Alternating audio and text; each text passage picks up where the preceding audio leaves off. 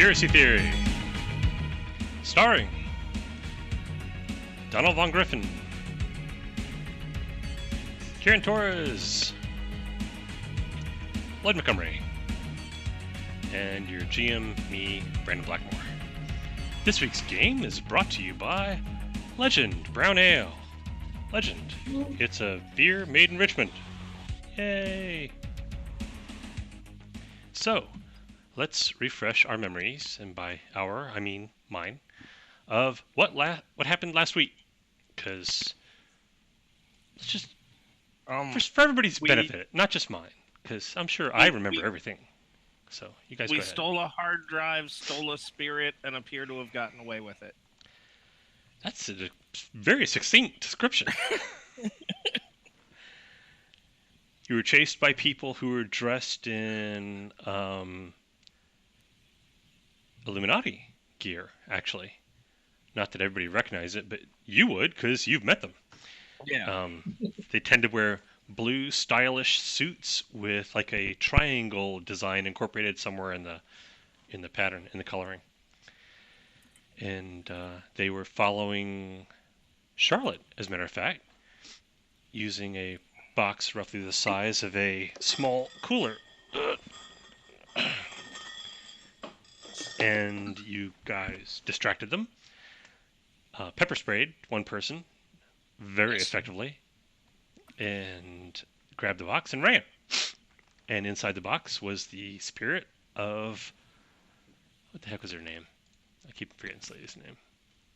Sarah Boyd, who was the first or the most recent ghost that Charlotte had spoken with. So, after a short conversation, Charlotte convinced Sarah to seek her eternal reward, or oblivion, as the case may be. And so she did. Poof, she's gone. Which leaves you with an etheric trap, which is basically it's more or less the box that Ghostbusters used to catch ghosts with. So that might be useful. You never know. And then later, you were at... what was it called? Something. Well, that narrows it down. Yeah. Where's this guy? Ugh, damn it. Kermit, what's his name is Lab. Yeah, Kermit Lawyer. Kermit Lawyer.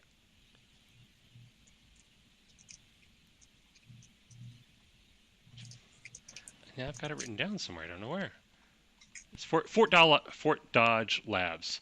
So you went to Fort Dodge Labs, and you did not go inside. You parked outside, and who spooky astral projected? That was Charlotte again, right? Yep. Yes. Charlotte astral projected her way around, scoped it out, came back out. And I stole all their shit. Then you hacked in, browsed their internal network like a art aficionado might browse an art gallery, picked out what you wanted and took it home. And as you were about to leave, a lot of... were they Humvees? I think they were black Humvees. Yeah, black Humvees. A bunch of black Humvees. Yes. Tried to pin you in and failed. And thanks to Mark Savage's skilled combat driving getaway driver abilities, you lost one, lost another one, lost the third one, got away. Poof, gone. So that was all kinds of fun. There were a couple of people that you did not meet, but who were involved in that. Cynthia Marlboro, Vice President of R&D, Fort Dodge Labs, that's whose hard drive John Morgan has. Yes. Hers had 3 times the level of encryption, which it's binary actually, so I guess it's 1,000 times the level of encryption of any other computer in the place, which said, "Hey, steal me" to you. And then Peter Breck. Not what? one to turn down something like that. So Yeah, yes. it's, you may as well put a flashing blue light on it. Attention, hackers. This needs to be nicked. You haven't decrypted it yet. We'll get to that in a moment. Peter Breck, National Defense Directorate, aka Black Book, about whom you know nothing. Let's see, something I think you do. What do you guys know about Black Book? Someone has mentioned it, and we know that they're connected to the U.S. government. Yes, that is correct. I do remember that coming up. So I've been keeping note. It was a TV show in the 70s about UFOs. that's Project Blue Book. Ah, close enough. It is Same pretty close, guys, though. right? You'd be surprised how close it is. Same guys, right? Yeah. So they changed color in the book. Yeah, close enough. Anyway, you saw Peter Breck in the front seat, passenger seat of one of the Humvees, the very last one. Yes. And he was gesticulating wildly and vehemently cursing the driving abilities of the soldier who was actually driving the Humvee. But all of his encouragement did no good, and you got away anyway. So then, where'd you go after that? Somewhere to ditch the vehicle. I assume somewhere to ditch the vehicle and get rid of all of our fingerprints. Oh, it was a rental. So yeah, you dropped Yeah. off the rental. You got into your own car and your own motorcycle and went back to somewhere. And you went to your place in New York. Is that right? Yes, my loft apartment in New York. And you looked at the cameras and so forth, and the verdict was That nobody had been there. right. Okay, that's correct. And then what? I sat down to start doing some research and find out if I can crack this encrypted hard drive to find out what's on it. And Mark Savage is staying with me, and Felicia Day went back to her apartment. Charlotte Day. Charlotte, sorry. Did Charlotte Day actually go back to her Black hair, apartment? not red. Yeah. I even went back to work for a day. Oh, that's You guys right. were taking- And they were happy to see you. And as far as you can tell, the guy you spoke to on that very first day is gone. He's vanished entirely. The story is he went on vacation and then mailed in his resignation. That seems suspicious since he went on vacation several days before you called him at work. Yep. But But- that's one thing. Other than that, and you're just doing your job. Tahiti is a magical place. One of the few amusing things about Agents of S.H.I.E.L.D. back when I was watching it. Yeah. So there's that. And then we wrapped up. Is that it? I think so, yeah. think so. Okay. I think so, yeah. Here's the deal. We've got Charlotte working. Is anybody going to come visit Charlotte at work? Because she was a person of interest. Are they just not interested anymore? Let's roll some dice. That was good. Oh, 3. That's very good. Apparently, it just, she's gone. She hasn't contacted the FBI. And according to analytics downstairs, if somebody doesn't contact the FBI or the news media within 48 hours, they're probably not going to, and they cease being a primary target. Because that's how that sort of organization thinks. It's all flowcharts and things. This particular one, the one that is looking for her, that's how they think. She's not off the radar entirely. There's a list somewhere, and if they ever run across her in some other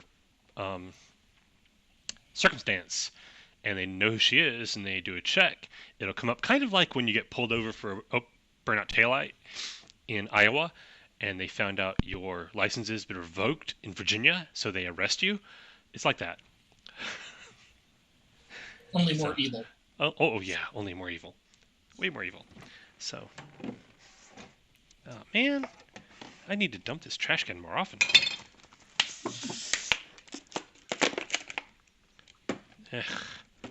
Fine.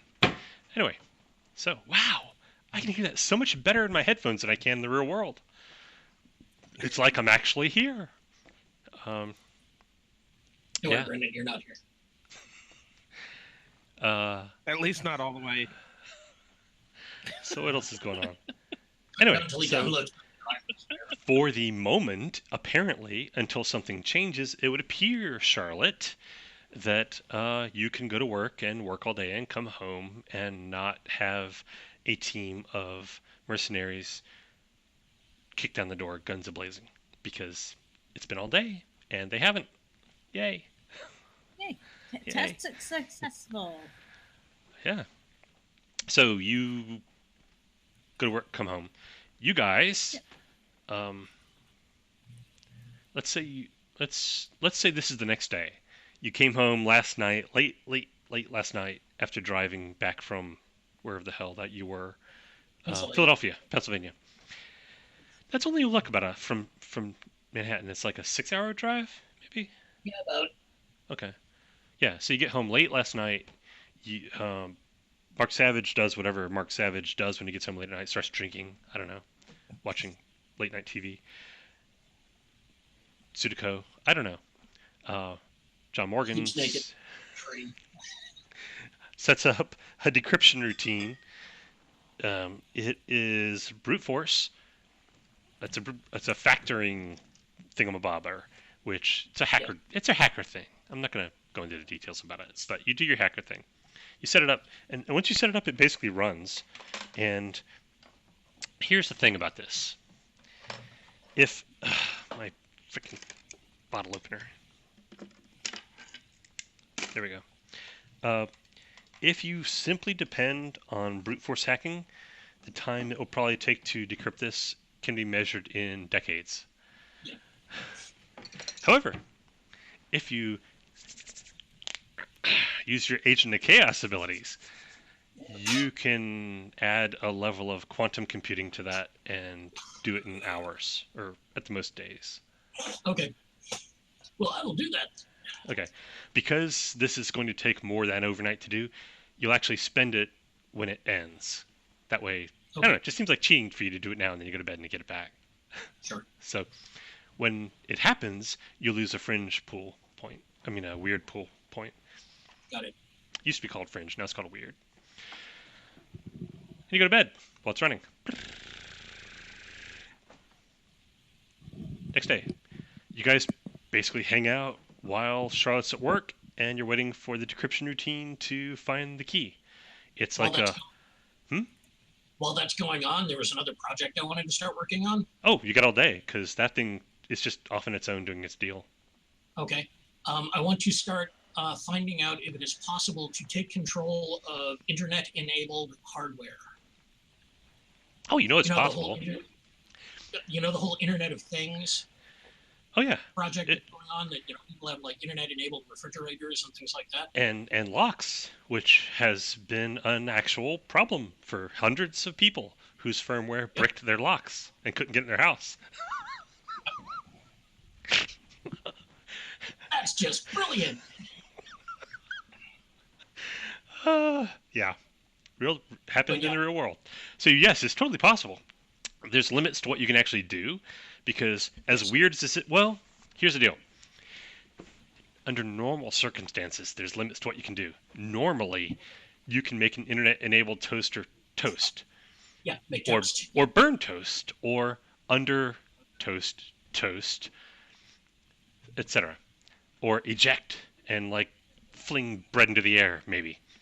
You can make an internet-enabled lock, not lock or unlock, or change the code in it or whatever.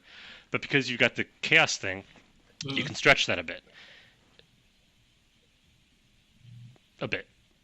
So, Okay. and we'll just see how it goes. But it's totally possible. Absolutely. I would like to start setting that up. Anything in particular, or? No, I just want to set up like the applications and routines so that I can work from, say, my smartphone or from my like notebook, and actually just set it up so that the legwork is already done. So that I Okay. can find Kinda like- items, Kind of like back in the early '90s, I used to carry on what I called my Road Warrior kit, which is alligator clips and phone cord cables and things like that. So you could like pop open a phone switch box and pull wires out and like actually connect to the phone network that way. Right. Which I'd never do, of course, but No. one collects these things for nostalgia. None of us ever would. No. Gracious. That might be against the law. I'd never do that. But it's kind of fun to have the stuff. So anyway, so that kind of deal. And Actually, what I used it for was to get on the internet at work because I had a modem in my laptop that could dial. It was dial-up back then,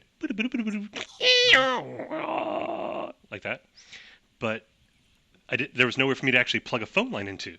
All I had was like an actual phone wire panel box. And so I'd pop the panel box open and pull the wires out that went to my phone and then could connect my alligator clips to it and I could dial that way, dial that way. So it's completely legal. I'm just funning you when I'm talking about the illegal stuff. No, completely legal. And I could get on the internet and do AOL and that kind of thing. Working night shift. Very boring. You're doing this, except on the Internet of Things, hacking into wirelessly connected objects that there's no reason for it to have internet connection, but there you go. It has one. Yay. Now you can hack into it. Do stuff. Fun stuff. Get your basic WEP and WPA and WPA2, etc. hacking, cracking stuff, software set up. So it's all prepped. You just have to connect, run it, see how it goes. And make toast. Also a few PDFs of manuals of like the most common firmware for like internet locks and internet this and internet that, different, some of like the most popular brands and model numbers.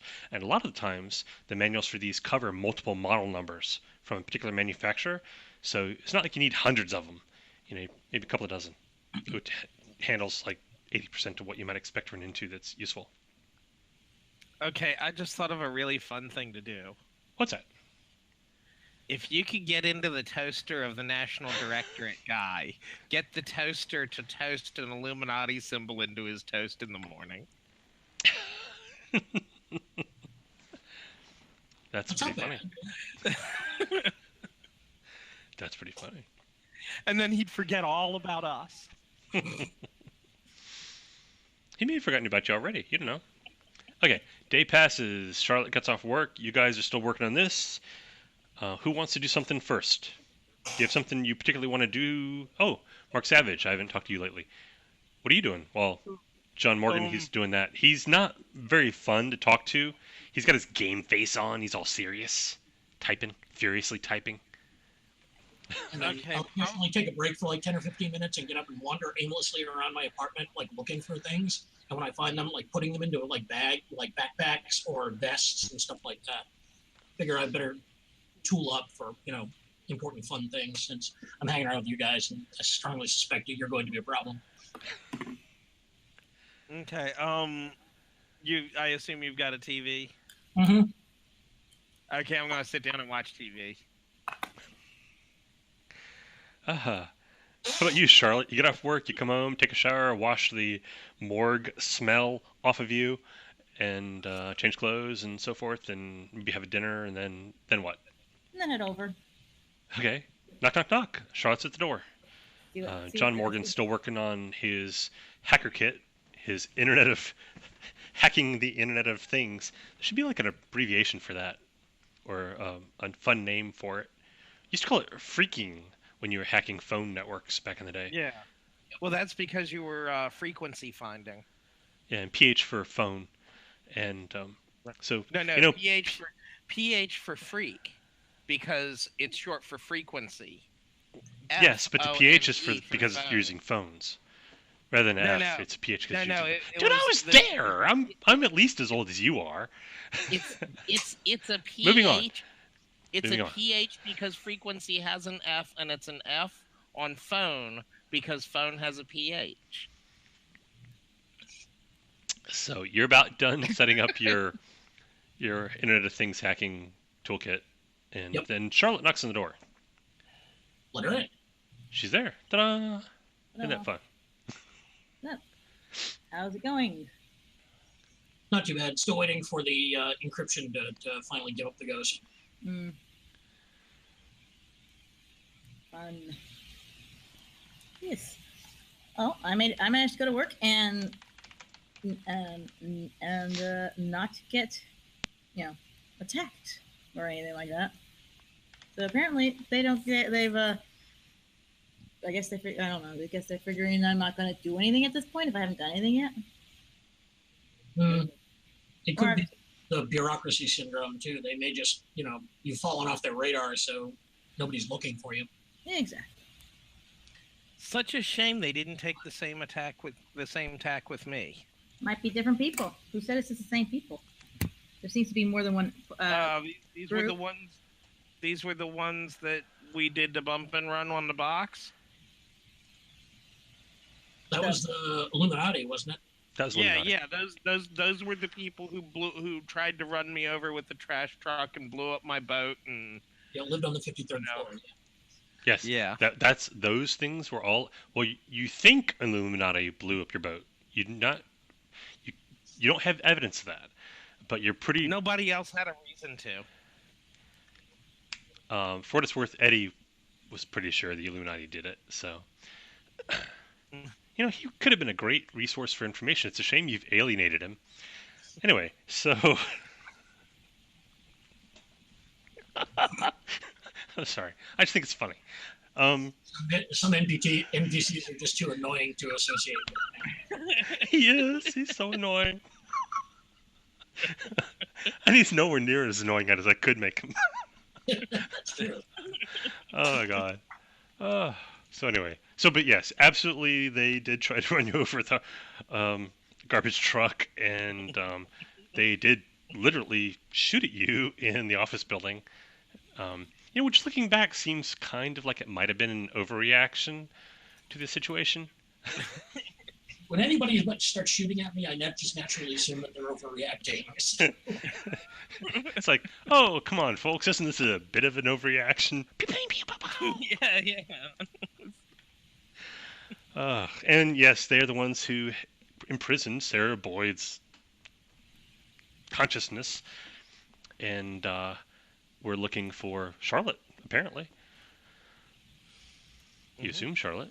You don't have proof of that, but you assume Charlotte. Nope. So there you go. Huh. Well, that's interesting. Oh, while you're here, Charlotte, can I borrow your phone for a few minutes? Yeah, sure. Thank you. That is not what I wanted. set up her phone so I can remotely listen in and look at what's on the camera. That's You never know super when I might easy. need that. That is super Exactly. easy. I was gonna bug you, but I'm like, why? She's gonna be carrying her phone all the time. So yeah, I'll just plug the phone and then give it back to her. Yeah, it's always useful to have some that actually be able to record the crazy crap that's been happening. This is true. Okay. And besides, if I ever decided to disassociate myself with you, I'll just get a new phone. They're not that expensive. Like Okay. Yeah, that's true. You can just get another phone. Oh, that's a good one. Do I want that one? Or do I want that one? I'm gonna go with this one. There is a knock at the door. Knock, knock, knock. check and see who it is. Little pig, let me in.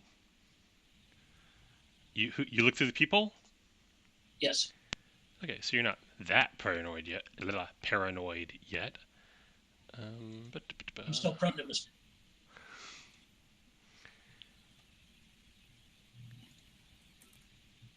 I'm trying to get a better picture. Man, that's not what I wanted. Stupid thing. Yeah, you're not paranoid yet to the point of stand aside from the door and place your finger over the peephole for a second. Yes. There we go.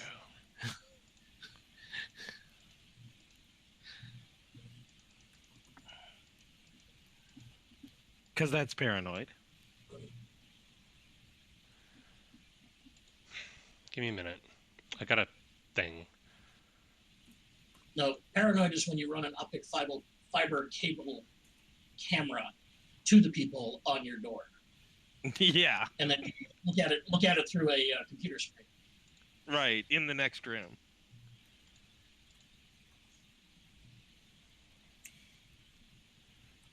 And no, I haven't hit that level yet. Okay, let's try this. Okay.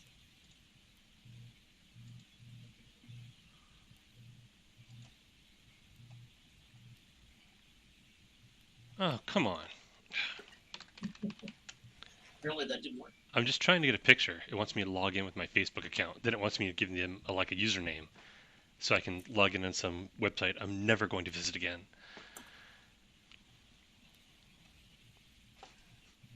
Just use the snipping tool and do a screen capture.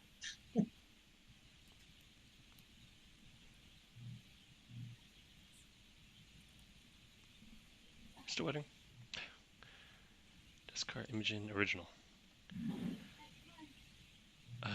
Options.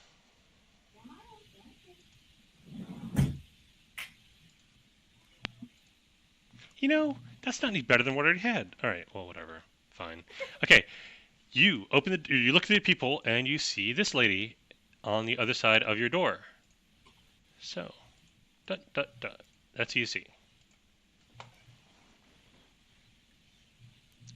Well, that's considerably more pleasant than what me, the the player, was expecting.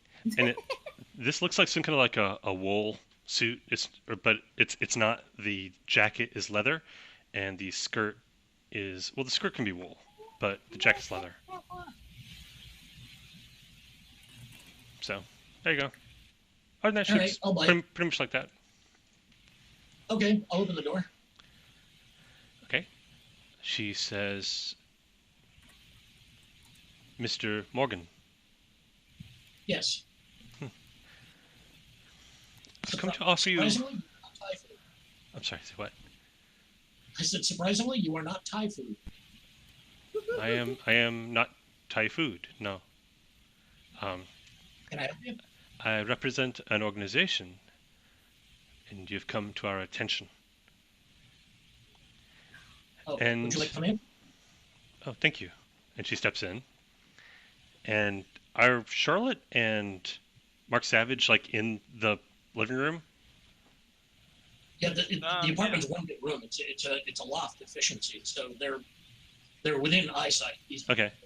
Well, she steps in and she sees Mark Savage and she says, Mr. Savage? Oh, hey. I was wondering when you was going to show up. What do you... She looks at... I did not know you were acquainted. This is New York, yes. Dramatic. I'll close the door. Mr. Savage and I have met. I didn't expect that we would meet again, actually. So, Ooh, I'll look over at Mark. Is she the one from the Templars? Yeah. She says that's correct. Although normally I prefer to build up to that a bit. Well, good to meet you anyway. Offer to shake her hand. Nice to meet you. And she has, I'm not doing the accent. She's got some kind of weird European accent where the emphasis is on the wrong syllable. But her English is generally quite good, but just something about the cadence of her speech is weird. Got it. Well, if you're with Mr. Savage, and Mr. Savage has apparently declined the offer, I suppose there's no point in making the offer to you. All right, well, that's okay. No, nobody said I've declined anything.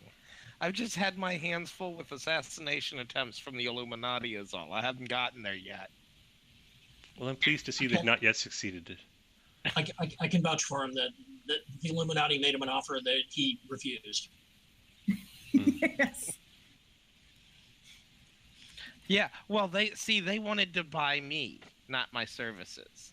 Yeah, pretty much. Anyway, if you could explain to me the offer that you made to him. He tends to edit things in really odd ways. So by all means, let's talk. You know, I'm curious to hear what you have to offer. She looks a little perturbed, but smiles a little bit, like, you know, okay, I'll go with this. All right then. Well, you've probably heard most of this in some fashion already. But I represent an organization with a very long pedigree of protecting the world from darkness. We would like you to join this organization, if you would like. If you decline, there will be no repercussions on you from us. You're welcome to decline, if that's what you want. But if you choose to join and be a member of our order, you would be a part of a group devoted to protecting the world and humanity from things that few people even suspect exist. You would know that there are others who are fighting beside you and with you in this fight, and that they are your brothers and sisters who will always have your back. We cannot offer you the wealth and privileges that some can, for example, the Illuminati. You will not suffer, you will have no needs. If there's anything that you need, you'll have it. If there's most things you want, you can have it. But there are limits to that are far beneath what the Illuminati can offer. And if that's the reason you fight, then you wouldn't be a good fit for our group anyway. I'm not in it for the money, I assure you. That's our assumption and our opinion at this point. Otherwise, I wouldn't be here. If you're interested in finding out more, you don't seem like Yes, you're... certainly. Your attitude so far is not like smug or mocking or anything, right? Or What's that? adversarial? No. I'm trying to maintain an open mind. The only all right. problem is the character strongly suspects that his way of looking at things is going to clash with their way of looking at things. I think that's a reasonable suspicion. I think So that's... I'm not going to dive right in just because we may not work out. I think that's very much a reasonable suspicion. Yes. But so she says, I'd like to hear more about what you have. if you're interested in learning more, I suggest you to come to our chapter house in London. And she reaches into her jacket and she takes out an envelope, like a legal size envelope that is thick with whatever. And she hands it to you. And she's like, an address is in that envelope along with enough funds to get you there. And we look forward to seeing you. And I normally do this on the way out, but I suspect, well, you've already said, you may have heard of our group. We're called the Templars. It usually has more gravitas when I say it on the way out. But, all you can do is all you can do. It's been a pleasure. Do you have any questions before I go? I was always a big fan of Simon de Montfort anyways. Now, let me look over what you've got here, and I'm relatively certain that you'll be seeing me again in person in London, just because I'm curious to see where this is going and how far I could become involved in this world, and the Illuminati just has no attraction for me. 9, 10, 11. Oh, actually, she looks over at Charlotte Day as she's talking to you, and she's like, "Are you Charlotte Day?" Why, yes, I am. And she looks at Mark Savage, like, what? How the hell? What have you done? The expression in her face is like, who? How? What? Because she's kind of thinking Mark Savage is the one that's put this together. At least that's clearly what she's thinking. So he's going to look at her and just go, I can make a powerful agent. And goes back to watching TV. Okay, she's got this bewildered look as she looks at Mark Savage, and she goes, well, since I'm here, you're also someone I was going to visit while I'm in New York, and to you, I was going to add an additional point of information. We have the largest occult library in the world. I don't know if that would be interesting to you, but I was told that it might be. Is it digitized? Digitized? Oh, no. You can't digitize that stuff. Some of it won't even It wouldn't be the same if you did. It wouldn't be a cult that way. Data is data. Like I said, some of it wouldn't even scan. When it comes to occult matters, intent matters. Often it doesn't rhyme either. All right. Well, it's in poetry then. One other thing. Should you... Oh, I don't... She pats her breast pocket. She says, I'm sorry, Ms. Day. I don't have an envelope for you. If you would like one, I can come back with one. Will you be here? I'll be here for a while longer, and then at least for now, you'll be able to find me at my apartment. I'm presuming you know where that is. It's in the folder. I don't have it with me. That's what I meant. All right. Well, if you're not there, I can put it into your mailbox. I don't normally do that, but since this is a peculiar situation. This has been a peculiar situation for several days, so that's normal. That's gotten a little normal for me. Just you find me. You have a better luck of finding somebody here, probably until. Well, I'll bring it. Day. If you think you may be interested, I'll bring it back here. I think I may be interested, but I need to, of course, know more about more about the situation, of course. Well, I'm here now. What do you need to know? Well, you say we're going to London. I guess that would mean I would give up my job here, of course. Yes. Okay. Fair enough. No, membership in the Templars is a full-time position. There we go. All right, I will think upon it, but I am taking it in very serious consideration. Fair enough. I'll bring an envelope back at my first opportunity. It's been a pleasure meeting all of you, and good seeing you again, Mr. Morgan. Oh, one more thing. Ms. Day and Mr. Morgan. She meant Savage. When she said meet you again, she meant Savage, not Morgan. Ms. Day and Mr. Morgan. If you decide to decline our offer or not meet with us, or if you meet with us and decide we're not someone you want to be a part of, that's fine. The Templars are not for everyone. But I will caution you against being members of the Illuminati, because they treat the people who perform well very, very well. They treat the people who fail very, very badly. Oh, and I've already figured what they mean by out. fail is can be difficult Make a slight error to predict. Yeah. All right. Yeah. I don't think you have to worry too much about that. Glad to hear it. For your sake. Have a good evening. Thank you for your time. And she walks through the door and leaves, I guess. I'm not going to stop her. Nope. So, what's in the envelope? Check it out. See what's out. See what's there. It's a small cream-colored business card with a handwritten address in London. It's the same type of card and the same handwriting as the card that Mark Savage has. Yeah, there are £2,000 in large American bills, like hundreds and some 20s, and there's 2,000 euros in euros.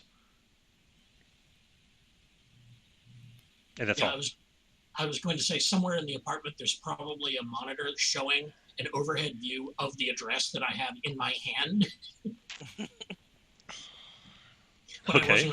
Oh yeah, an optical scan off of your glasses, a quick search. That actually wouldn't be all that hard to code. No, you showed me the address before, and I did a lookup on it. So. It's the same address, you know. Yeah, Lo, that's one other thing you did last game.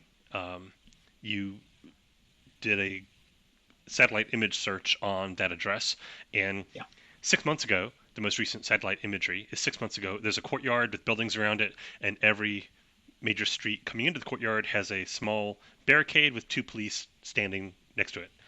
Total of probably 20 to 25 of them. Well, actually, I guess I need to pick a number. 18. 18 police. Which is not 20 to 25, interestingly enough. No, it's not. No, I changed my mind. Always flexible. Anyway, and then you looked back at the earliest, or one of the well, not the earliest, but a much earlier scan from about 30 years ago. What was it, mid 90s? No, it's 20. 97, mid 80s, and all the cars were 30 years older, but every intersection had a barricade with 2 police next to it. So really? It's been there for a while. Whatever this is. Yeah. Okay. And if you go back and you look in the 1800s, it'll probably be barricades and 2 cops at every corner. Carriages, of course. Bobbies. Huh. So there you go. Satellite imagery from the 1800s is really hard to get. Yeah, funny thing that. Odd that that's not the first thing I thought of.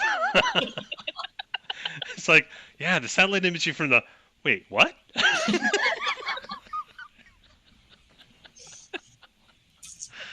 All right then. So you got a wad of money and a card with an address. All right. And neither of you asked her name. I am so surprised at that, but that's all right. No, at some point I'll ask Mark Savage. So what's this chick's name anyway? I was assuming it would be fake. You didn't ask her either, did you? I'm trying to think. I don't think I did. You Did I? didn't. Nobody has.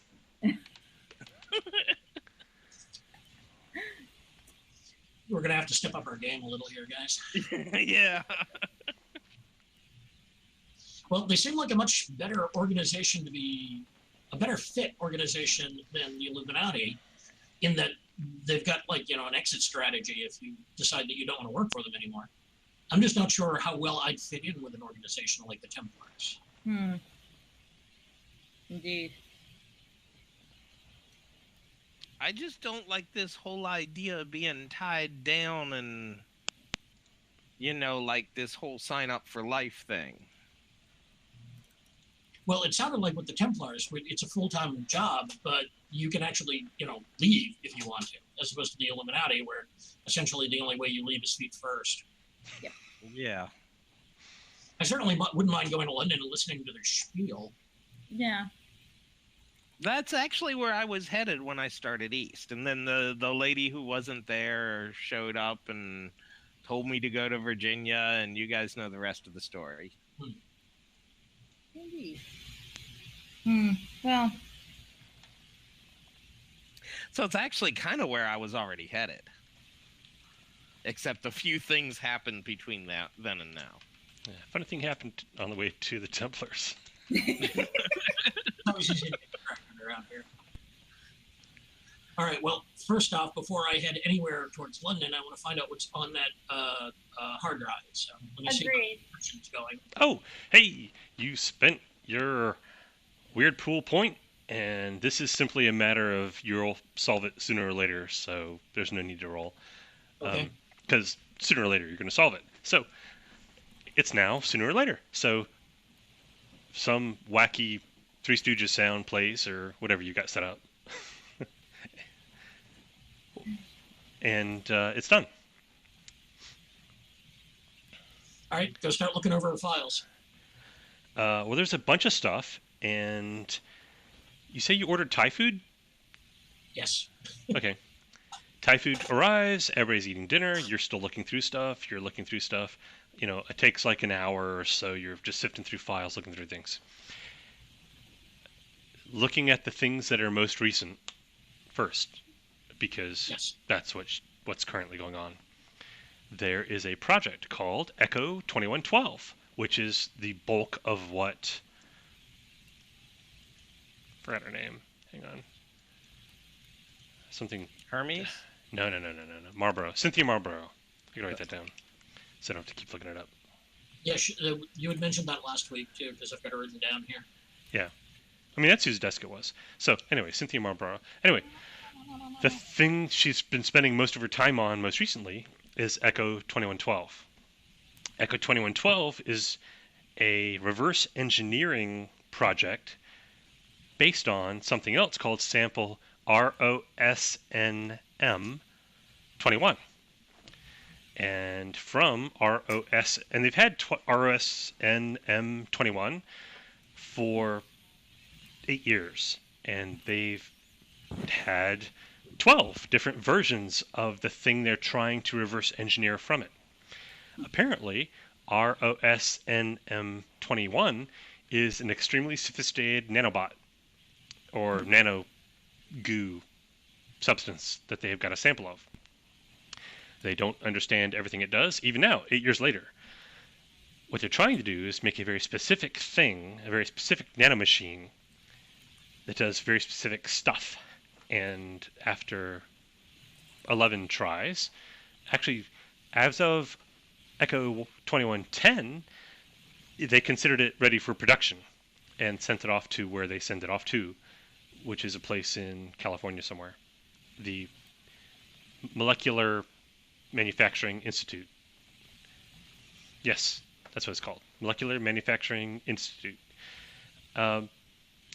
Unless I change my mind later, but that's what I'm calling it right now. But periodically they refine the design and send a new design. They don't actually manufacture anything here. It's all, they do create small functional models, but they're all basically prototypes. Then they send the design and like a test tube of prototypes off to San Francisco, and then molecular manufacturing does whatever it is they do with it. So, among the fun things about Echo 2112 is normally it is inert. It doesn't do anything.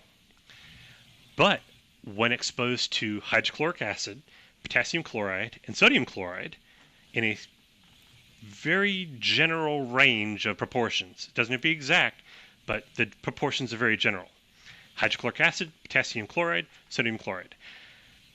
When it's exposed to that, that triggers a change in what it does, and it begins manufacturing a chemical out of carbon molecules and sucrose.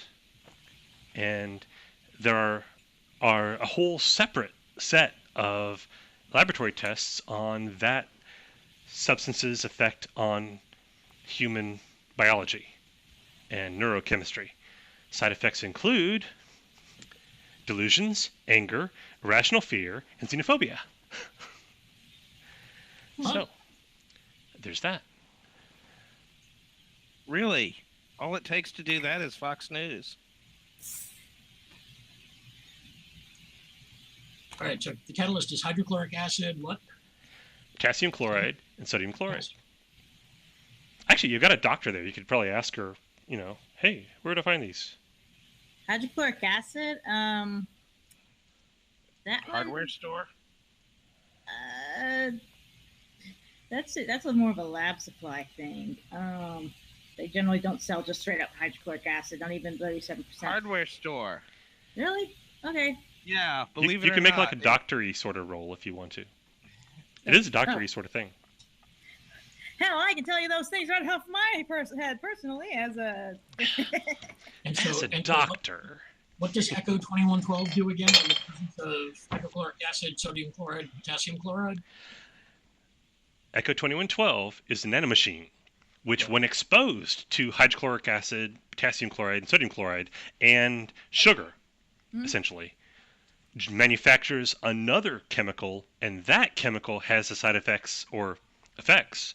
It calls them side effects, but there's no actual entry for what it's actually supposed to do.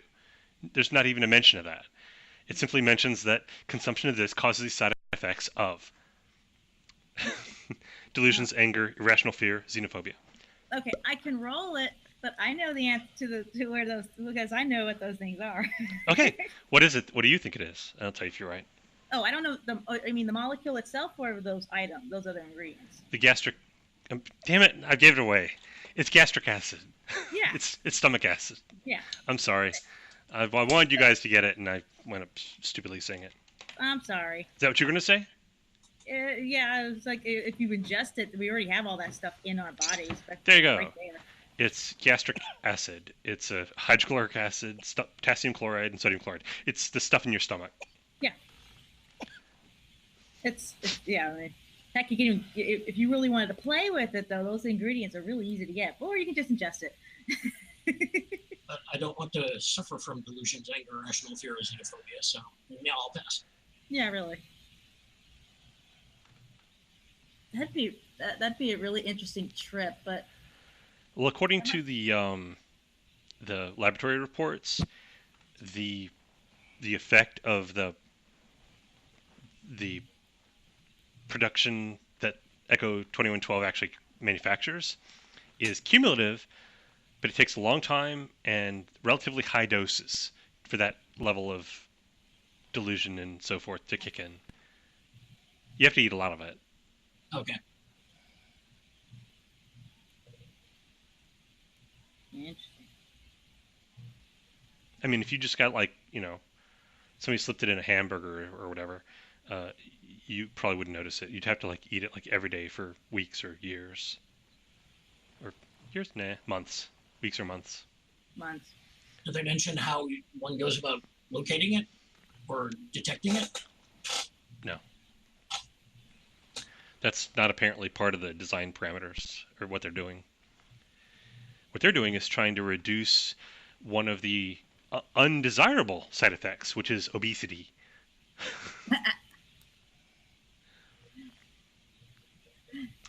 Because it's the chemical that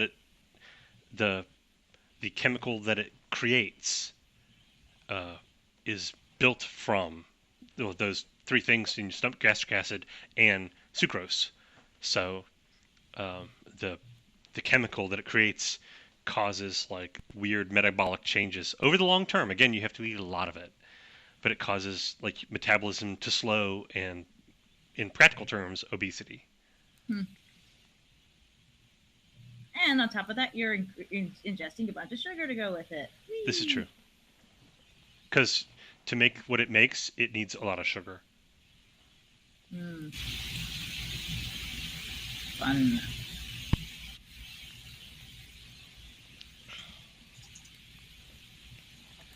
Anyway, there's a bunch of other stuff in there, but none of it's as much fun as that. Oh.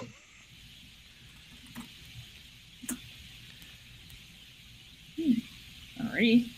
So. Oh, Fun. this is something, I don't know if I mentioned this. Sample ROSNM21. Yeah. The thing that they reverse engineering to make their nanomachine out of, essentially. That was sent to them originally by the Molecular Manufacturing Institute of San Francisco. So that's how that works. Okay. Interesting. All right. Well, I don't see as how we can actually act on any of this information so far or yet. So, still going to go ahead and continue with the plans to go see the Templars. Yeah, I think that's where I'm going with that. I should go. I wonder how much leave I have left. Charlotte doesn't I've been strike there me for a as the while. kind of person who burns through her leave a lot. Yeah, she's probably been there for a little while, so So you she has probably got a time. couple of weeks, I would think. Yeah, okay. I'll just call in again. I'm sure they're gonna love that. But hey, if this works out, I'm quitting anyways. Oh, that poor guy at the poor newbie. Oh my goodness. What's that? I need confirmation on this. What's that? I just got information in my feed that in Williamstown, Kentucky, there was a flash flood that has destroyed the Ark Encounter theme park. Oh, that's stupid. I hope nobody's hurt. Irony is crippling. Oh, I know, wait. right? Flash flood, Yeah. Ark Encounter. That's the. Noah's Ark. Here's a Yeah. picture of Noah saving the dinosaurs or something like that. Yeah. It's the creationist Noah's Ark theme park has been destroyed by a flood. Well, God works in mysterious ways, I guess. Oh, So- dearie me.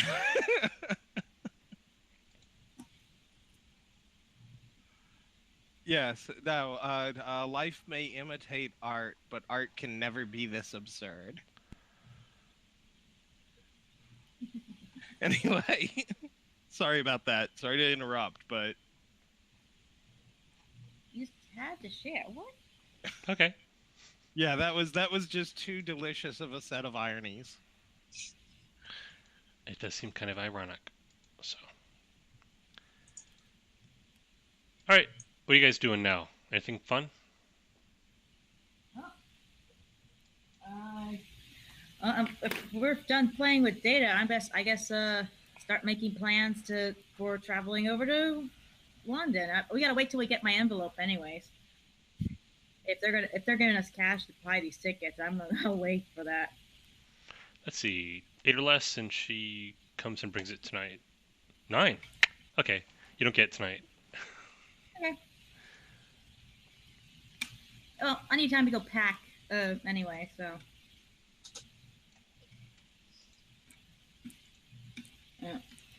Yeah. I guess start making plans for the trip. And all that fun stuff. Okay, cool. Yep. So plans to go to New York. I mean, London. You're already in New York. Sorry. Cool. I'll create a fake set of manifests and permits for transporting a large sealed container from New York to London Okay. via transport aircraft. There's a bunch of stuff that I probably shouldn't carry with me on board. Okay. All right.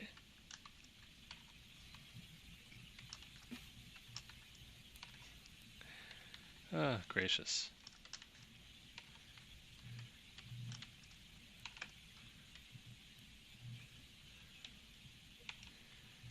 All right. You, I guess, buy some plane tickets and Yes. wait for. I guess Charlotte goes home, packs. Yep. Next morning, do you go to work or do you go back over to John Morgan's? Depends on when the tickets are. When we're expecting to leave. If we're expecting to leave like in a day or so, I mean, if that day, then I don't go in. I just call in. If not, I'll ask them. Do you want me to stick around, or shall I just go into work and? Oh, I was planning on leaving today, so. Oh well. You can leave today yeah. if you like. Well, then in that case, call in and be like, and give and do the same thing as last time.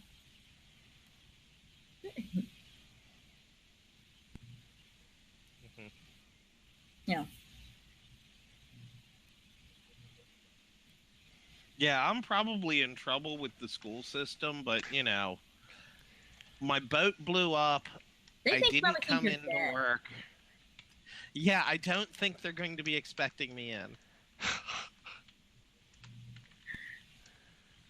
That's pretty funny. Okay. Oh, well, I've got some time, Brandon. Yes, sir. For my job. And you do. Start a. What would you call it? Podcast. What are they? I can't remember the legal term. It's like the equivalent of like a malpractice lawsuit for all the terrible traumatic things that happened while I was at work. And so contact a pain and suffering suit. Yes, exactly. And have a law firm contact everybody else who was working in the building at the time that day, and see about bringing suit against QBL Media for trauma and pain and suffering. That's awesome. Okay. I don't really care if we make it money at it.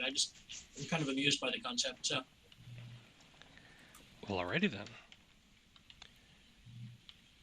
And you go to sleep. I got something for you guys. Okay. Here is your dream.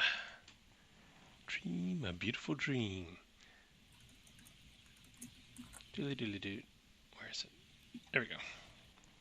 It's kind of long. I'm gonna run out of these if I keep making them so long. Boop. Oh, is that? Yeah. Is that too long? No, I don't know. Let's see. Does it end with preternatural dramas all around you? No. Apparently, it's max how much you can paste in. So here's some. Okay, well that's how far we get. Okay, here's some more. Moons from the apartment above. This is going to be on the nexus.rpglibrary.org page, so you can read it later if you want to. But Crucifixion glow.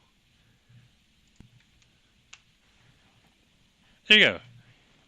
That Wow, comes that's a through long on the one. signal, and you wake up, and you're like, well, that was weird.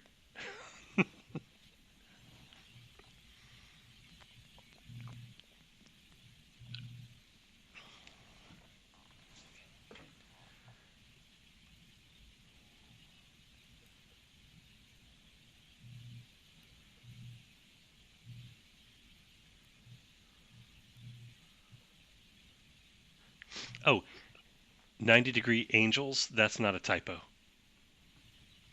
Gotcha. I was thinking it wasn't.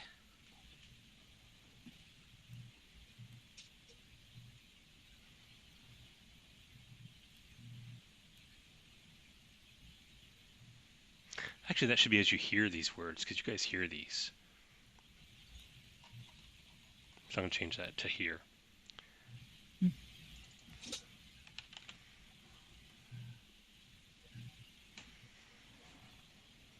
Okay. You wake up. Yay. You got plane tickets.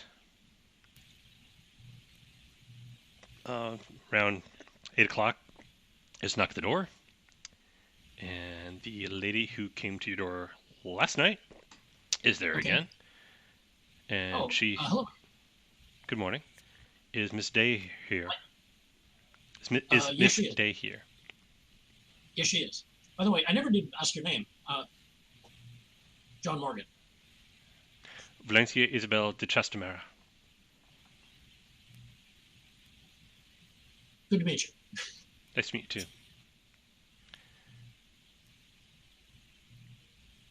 Right, yep, I'm here. Good morning. Sorry. It's okay. This is your envelope. She hands it to you, and it's Thank you. essentially the same as what she gave John Morgan. It's 2,000 US, 2,000 euros, and a cream color business card with a handwritten address. All right. See you in London, or wherever we're going. You probably won't see me. I'm not well, there very often. No. Then pleasure meeting you. It's a pleasure meeting you too, and I wish you the best, whatever you decide. And she leaves. Alrighty. Oh, actually, See? I knew this was longer. Hang on. It's Valencia Isabel de Chastamera y de Argavieso. I'm going to paste this because I spent a stupid amount of time figuring out this name. Because apparently it's a thing. Don't bother. I'm just going to call her Izzy. Valencia Isabel de Chastamera y de Argavieso. So, there you go. Izzy. We call her Izzy. If you say that, she won't answer to it. Just You letting can you know. call it that if you want.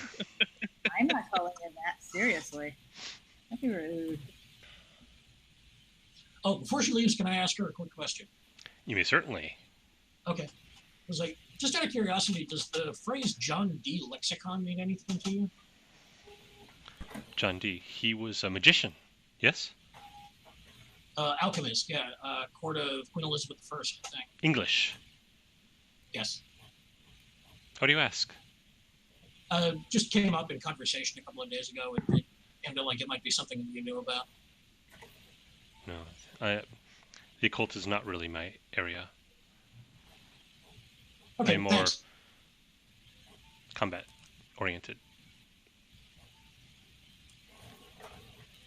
Is that all? Yes, thank you. Thank you. Good luck. It's been good meeting you. Good safe travels to you. And she leaves.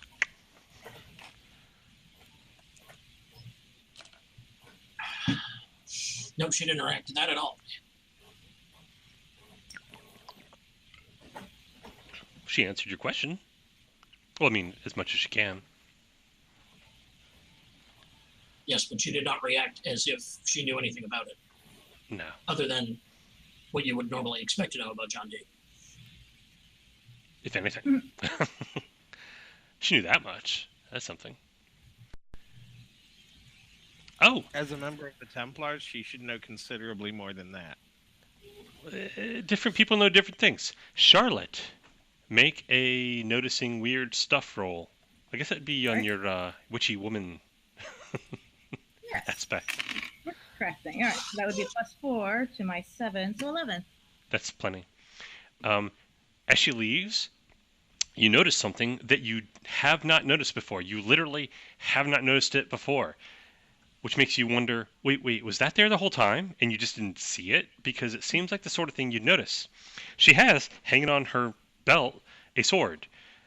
It's straight. It's not like those curved sword like Japanese old movies have or ninjas have.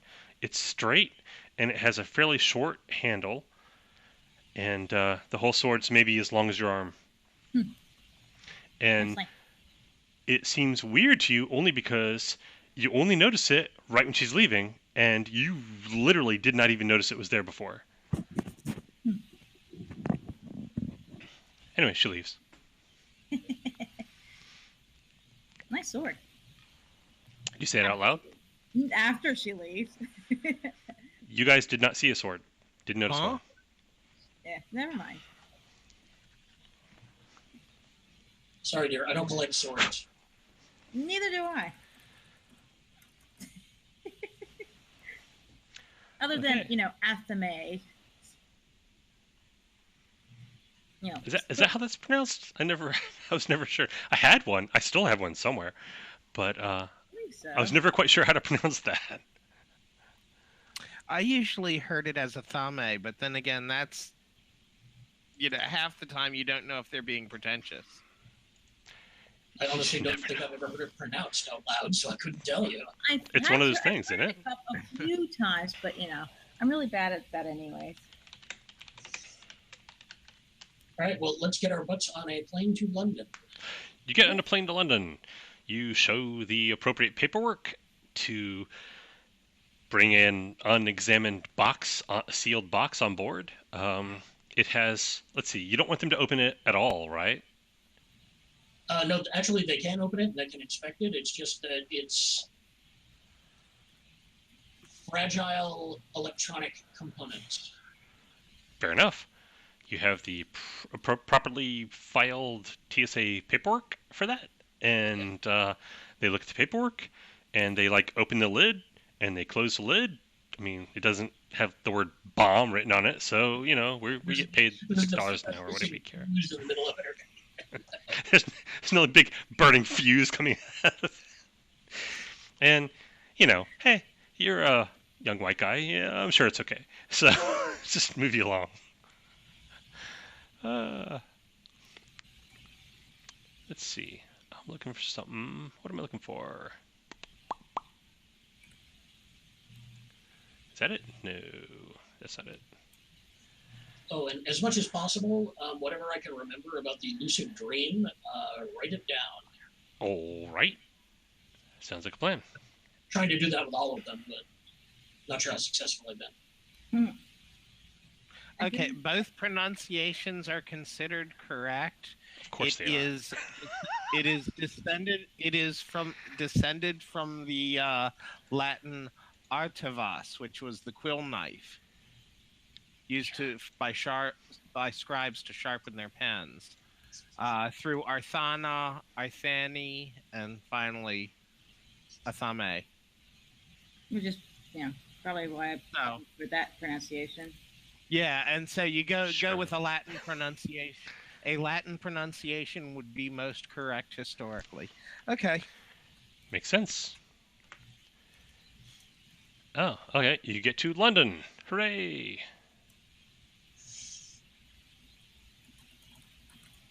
Well, that's wacky. Okay. And you're in London. Hooray! They drive on the wrong side of the road, and it rains a fair amount of time. Oh, the sword! Hey, I'll show you the sword that she had. I mean, only Charlotte saw it, but still, I've got a picture of it, so I'm going to show you. Here you go. That is what it looked like. Yep. Oh, and that's kind of what her gloves and jacket look like, as a matter of fact. Red jacket, red gloves, fingerless gloves. Okay, so a Roman style hilt. I was going to say pre or early Middle Ages. Yeah, oh, that's true. Could be 8th century. Mm-hmm. Had you Before seen that, it? go as far back as Vikings for the hill.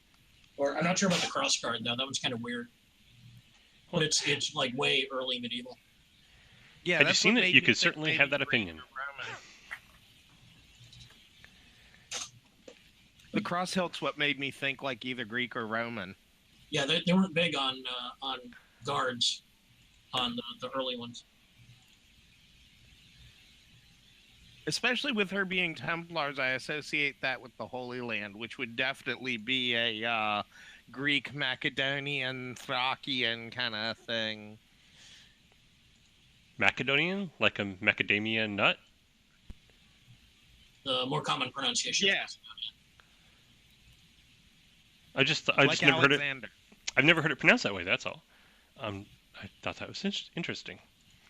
Okay, so we got this. But anyway. Yeah. It's in Greek it would be the hard sound. Like Yep, Thrace would be Thrake. I completely buy that. I do. Right, which is where we get the Dacian peoples.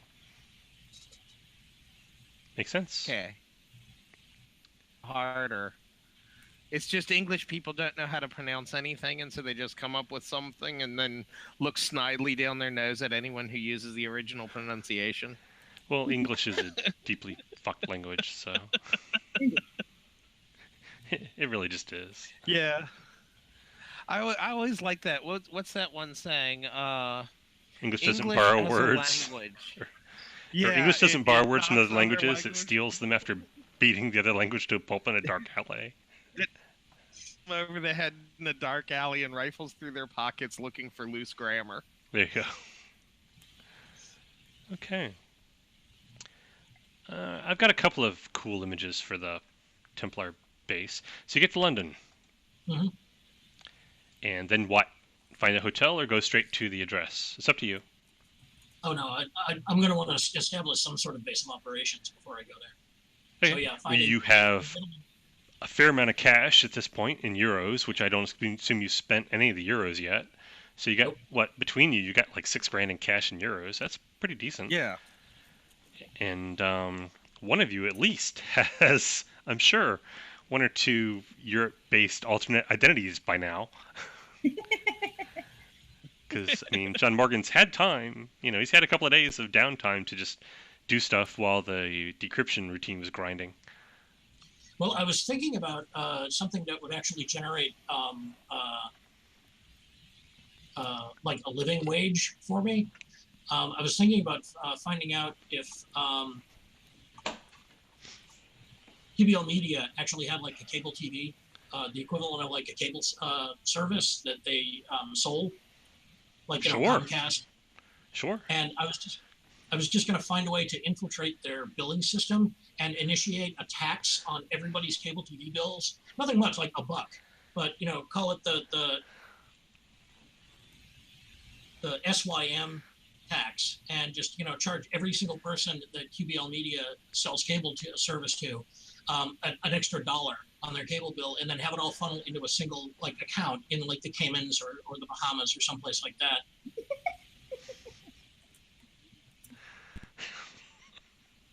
But that's more of a long-term project than really short-term.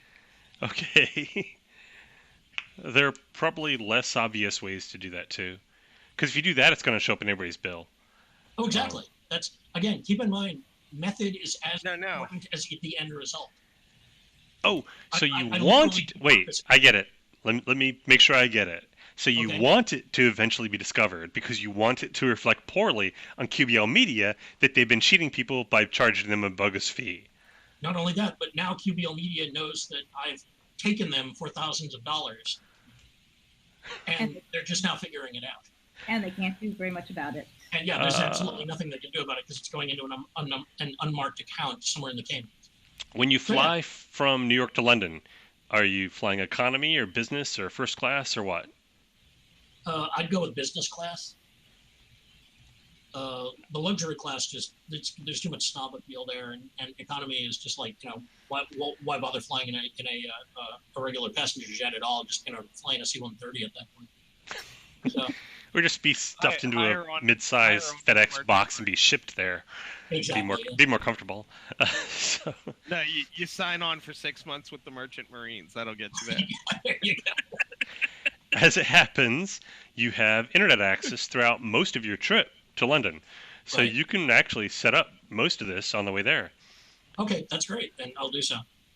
Roll some dice. Let's see what you need. And set up identities for myself and my 2 compatriots here. To set up the identities, you need 10, and I'll just let you do one roll of 10 if you get to 10. Okay. I rolled a 10 exactly, 5 and 5, and Okay, you get the identities for you and the other 2. Right. For the hacking into the QBL media, or whatever it is. Excuse me. And setting up this like bogus surcharge, Yeah. SYL tariff thing, Right. 12. it's SYM, steal your money. Oh, I rolled a 13. again, that's adequate. And how greedy are you being on the SYM thing? It's not. Every single cable bill will have like an extra $1 charge. No matter what their cable bill is, it'll just be listed in their charges. If you've ever seen a paper cable bill, I it's have. 28 pages long, and there are like 12 surcharges on there. I'm just adding another one for $1. Oh, I wouldn't even make it $1. I'd do it like 47 cents, something really stupid. Yeah, I was thinking 50 cents, but yeah, some weird number like I'll go with like 92 cents. Just Okay. for laughs. Yeah. Great. The cable arm of QBL Media, which is named something else, it doesn't matter. It really just doesn't matter.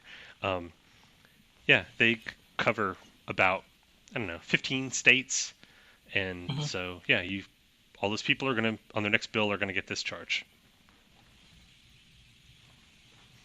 But it'll be a while before that happens because it's the next bill. Right. I'm thinking like not exactly short term. We've got enough fluid cash right at the moment, but Cool.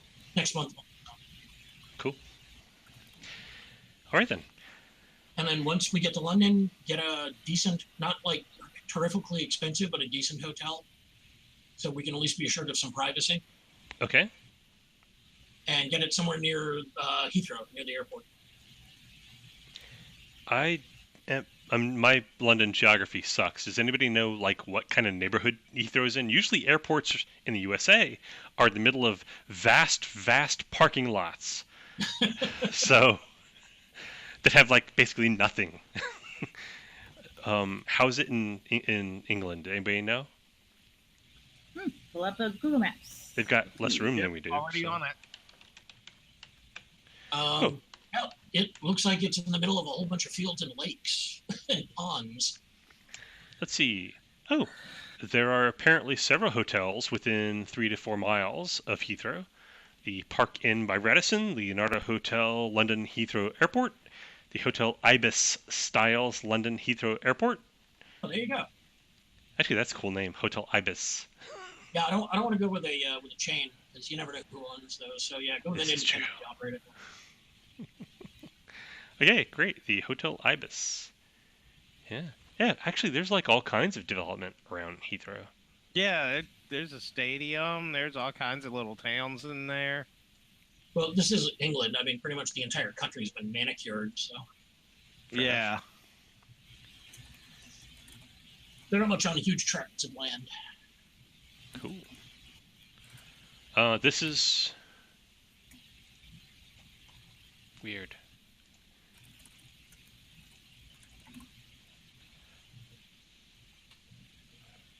I've been reading a series of novels by Ben Aronovich that deal with they're like urban fantasy police procedural novels. Yeah. But it's kind of funny because the main character talks about going to other places that are not London. He's a police officer in Metro London.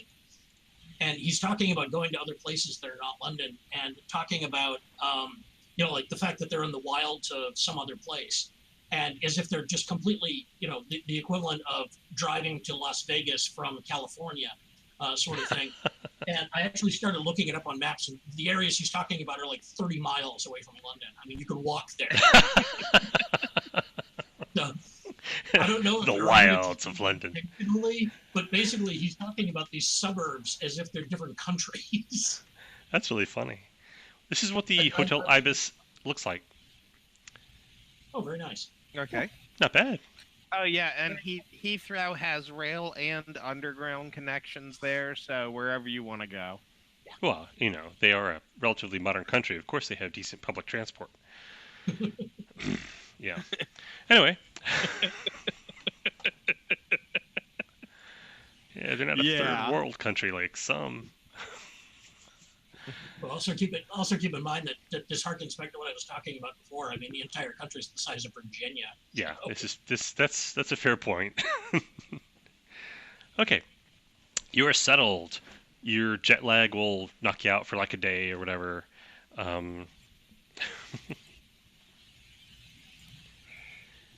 Right, food. I guess you go out and get food, right? Yes, get my box of cool toys first and gear up. You got your toys, you got your food, your bags. All of your bags got there intact. You don't have to wait and go back a day later to get your luggage. Let's see. I was going to do something fun and violent to you. What was that?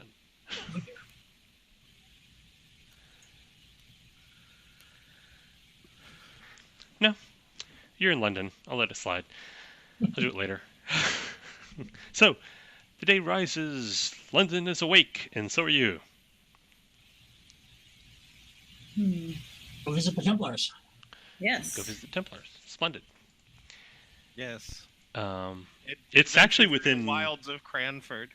I don't. Again, my concept of distance, whatever. You either take a cab and take it close, or you walk, or let's say you just take a cab to get close. Does that sound reasonable? You don't have a car, so. And Unless we. do you have an actual address where we are? So. Yeah, it's handwritten on his card. Well, you've got the address you're going and written on the card, and you've got the Ibis Hotel. Right, I was just going to punch him into Google Maps and see if the underground runs there, because... We're on somebody else's dime, man. Get a cab. Seriously. Okay, good point. Okay, we take a cab in.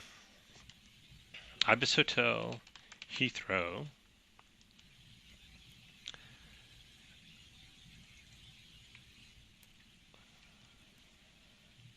Hang on. Okay, the Hotel Ibis, London Heathrow Airport, is right next to Heathrow Airport. So let's do a Google map thing. Already got it up. To London and see how far that is, because I've got no idea. Oh, and once we establish where we are, Brandon. Yes. The false identities that I was creating for everybody, have them FedEx here. There you go. So yeah, there's it's just inside the M25, which is London's Beltway. Okay. So it's not walking distance. Well, technically you could, but it would be quite a walk. Everywhere is walking distance if you got the time. Yeah, no, close enough. everywhere is walking distance if you've got the time. There you go. But not today. So you take the metro or whatever they've got there, and you get to the appropriate place. It is somewhere near the Imperial War Museum, because that sounds cool. Okay. Or should be the British Museum. That sounds cool too.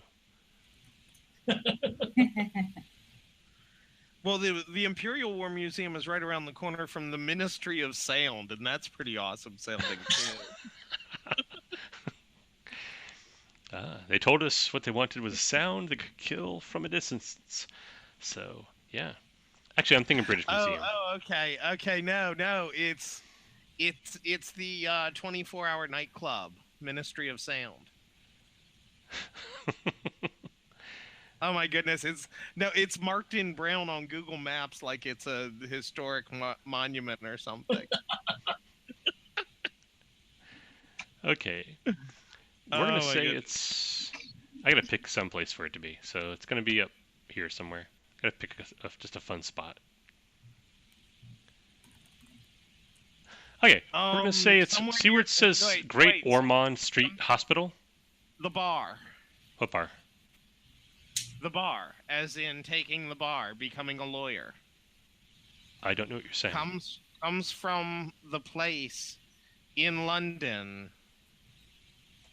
And that was the original Templar church in London. Do you have any idea where it is? Because I don't.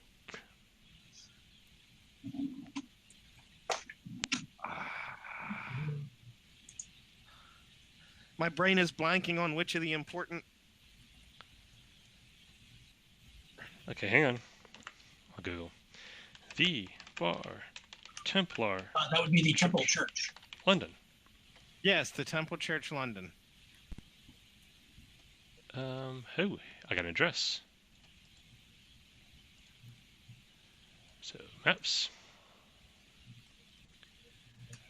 Here we go. Now, where was that relative to all the other stuff we were looking at? It's near Fleet Street, Courts of Justice, as I recall. Okay. Yeah, just a little bit further down the Thames Oh. than where we were talking. Goodness. Look, it says Temple. Yes, it is. This- This is literally the Church of the Templars in London, historically. All right. Well, it's not there. but That'd be just too easy. but it's well, this area here under Maugan Library, like this entire block from these. Do you see you don't see my pointer, do you? Oh, you do. Okay. Yeah, I do. So from these streets, actually from Bream's Buildings, what a weird name for a street. From here down to Fleet Street, it's basically that entire thing. And that actually kind of works with the number of police I said they had. So there's 18. There's like one at each like cross street. And there's like a big courtyard in the middle, kind of like this over here with the Royal Courts of Justice. And it makes sense to me that they are kind of adjacent because they are Now, thematically similar. So it actually looks more like this, but it's over here. And that's where you're going. I would like to direct you to the pub on the corner of Carey Street and Chancery Lane. There's Carey. There's Newman's. There's Bell. Where's Chancery Lane? Here? Where Right Mogan, up- yeah. Mogan Library says? Yeah, right up that line. Where? Like The Knights Templar! the Knights Templar pub. That's beautiful. Should that be our entrance? No, that is a pub that is across the street. Because this whole area here, this whole big area, there are no signs. There's no big sign saying Templar headquarters. It's just a lot of big, old, ornate buildings, and all of the streets that go in, like right here and right here, have like little barricades with a police officer in front. And there's like, up here, there's like an alley that you can drive down, and there's a little barricade there, and so forth. So, from the outside, it's just outside wall is just great, big, ornate, unbroken, old-fashioned-y looking buildings for the most part, with the occasional little alleyway blocked by a barricade with two cops, or bobbies, or whatever they call them now. So there you go. Sweet. That's where you go. And you're looking at it, and you do find the Knights Templar pub. It is festooned with Templar festoonery. You can actually stop there and discuss your plans if you like. I'm sure you're perfectly safe discussing things in the open there. Sure. Right, be okay. So what do you do? Oh, she's gonna come back. Hey, it's 9. Do you want to take a quick break? Anybody potty break? Anybody? Yes, please. Potty break. Go ahead. Do your thing. Okay.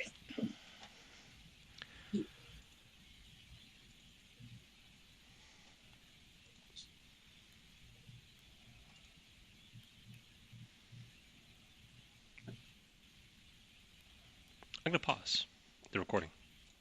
And we're back. As though we'd never left. So you're in London. You find where the address is, which is this block of large, old, ornate buildings. It is across one street or so, it's a block away, let's say, from the Templar Church or Temple Church. And around another side of this block of buildings is a pub called the Knights Templar, which looks very kitschy and touristy, at least to you guys. Mark will look over at John and go, subtle. Well, you figure after a couple of 100 years, that sort of thing's just going to be kind of ingrained into it, I suspect. Invisibility by being completely visible and mundane. The Templars are the least secret society. I was going to say, it's along the lines of going to Washington, D.C. and asking the cabbie where to take you to the CIA headquarters. Yeah, it's a secret, but everybody knows where it is. Mm-hmm. So, we have an address. See if we can locate the address, if there's a door, or if we just have to walk up You'd to a have to policeman and go ask. past one of those barricades with the 2 police Okay. guarding them. Okay. Show the policeman the business card and say, I believe we have an appointment. Sorry, mate. Can't go. I have this card and everything. No, road's closed. Can't let you through. Aw, Izzy said to come here. Okay. Really? Don't call her that. Find a door then. The whole city blocked. There's going to be an exit somewhere. You would think so. Roll some dice. See what you get. Let's see. If you get a 14, you find the door. I rolled a 7 on the dice, so there is absolutely no skill I have you don't to find get to 14. You look. You like start walking around the block, and you walk around the block, and you find things that look like doors, but I mean, it's clearly is a door, but there is like a big wrought iron gate between you and the door, and like big ancient ass padlock on the wrought iron gate. All right, hell. And this is not the, $3 lock like you had at the Lost World Cavern. These like big ass, survives 300 years outside in England lock.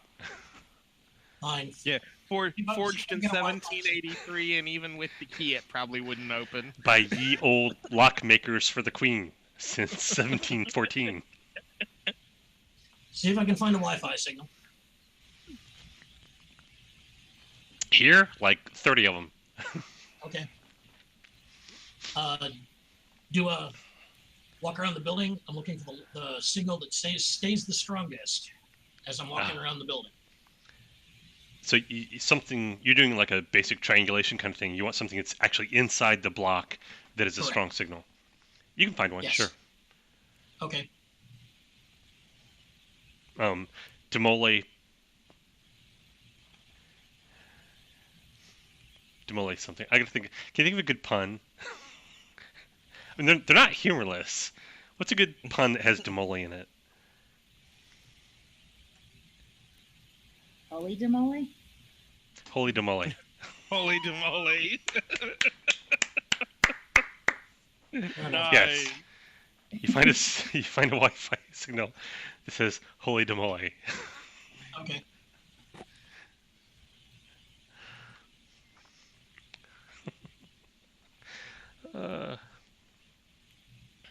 In which case, see if I can get my laptop onto that signal. Roll some dice.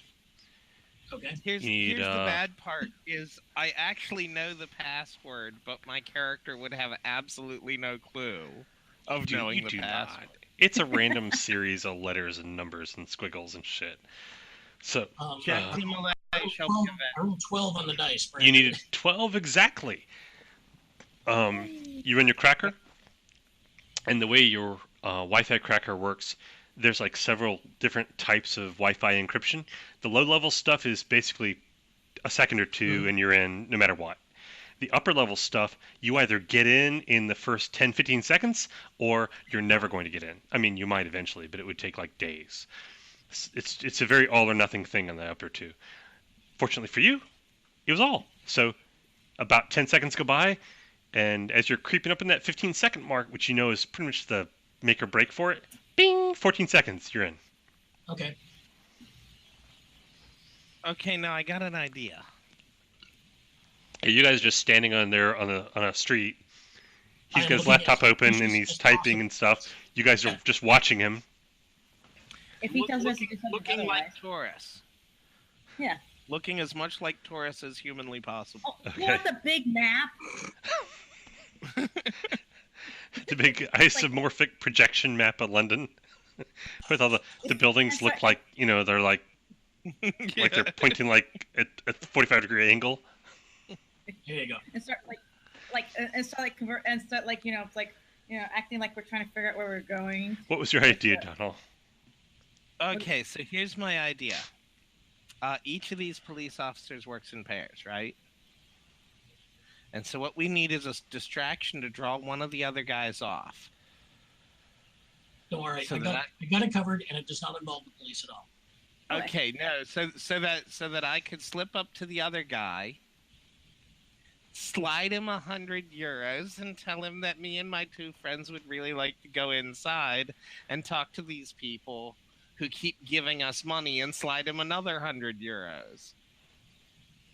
Trust me, my way will work. Okay, I just If my way figured. doesn't- if my way doesn't, then we can bribe our way. Okay, I just find a certain elegance in bribing the Templars guards with their own money. There's an irony Yeah. to it. That So does have a what's your deal, John Morgan? Hold up the card that I've got with the address on it Mhm. in such a way that it's the background of the card is the building that we're trying to get into, and take a photograph of it. Okay. I'm going to send the photograph to my notebook, find a computer that's on the Wi-Fi signal that we've got. Mhm. Ideally, if I can, find like a secretary or something like that, somebody whose computer looks like it would have the sort of things on it that a secretary's computer would have on it, and email a picture to her saying, "We're standing outside. How do we get in the damn building?" You do that. It is sent. Do you do like a message received thing? Receipt? Yes. Mhm. Well, large organizations tend to have that turned on. Me personally, I always turn it off. But large organizations tend to have that turned on. So this is a large organization, and they've been around a while, and they probably have it turned on. So, all right. He sends that. You guys hang out. 5 minutes go by. Oh, wait, hang on. I'm going to tell you how many minutes go by. No, I'm not going to tell you, but I am going to determine how many minutes will go by before something might be good, might be bad, happens. Let me roll some dice.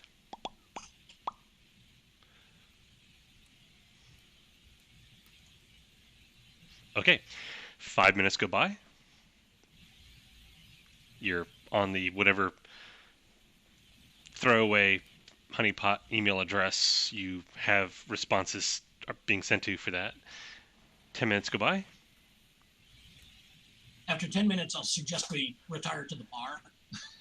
Okay. Yeah. You are walking back to the bar, the Knights Templar bar, when a nondescript sedan pulls up next to you, and window rolls down, and a woman in a shabby beige trench coat says, "Hi, you the lot who are sending strange emails."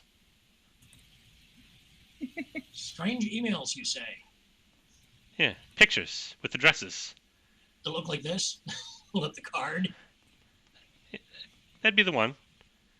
All right, there's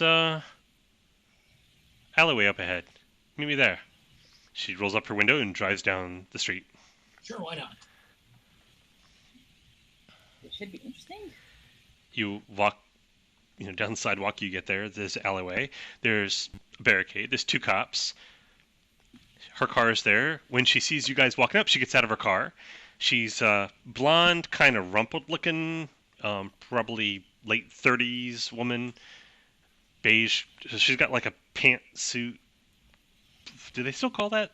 I mean, back when women wore dresses, that was a phrase. I think now it's just called clothes. Anyway, she's wearing pants and a shirt and like a beige trench coat. And as you guys walk up, she gets out of her car, and she kind of walks like not toward you, but like so that you both reach the cops at the same time. Okay. And the cops look at them, because I'm thinking from her point of view. The cops look at you, and they look over at her, and they're about to tell you can't go in, but she has that cop vibe, so they're not sure what's going on. So she flashes a badge, and she says, Detective Inspector Gibbons. Yeah, let this lot through. And they're like, yes, ma'am. And you could easily walk around, but that's not the point. They pick up the wooden barricade, and they move it over 6 feet so you can go by. And she walks by with you. Okay. And she's like, hang a moment. I don't know if you know what you're getting yourself into, but once you walk through this gate, there's no walking back. It's a different world. I hope you're ready for it. My English accent is horrible, but just flow with it. So, you could turn back now. Nobody here to judge you. I wouldn't. I wouldn't walk any further. Never have, never will. Well, thanks for the advice. I appreciate it. Right then. Good luck to you. And she walks back to her car. And then the Bobby's like, pick up the wooden barricade and move it 6 feet over and put it back down. Oh, and you are in... Let's see. Ah, this is where you go. I got a picture for you.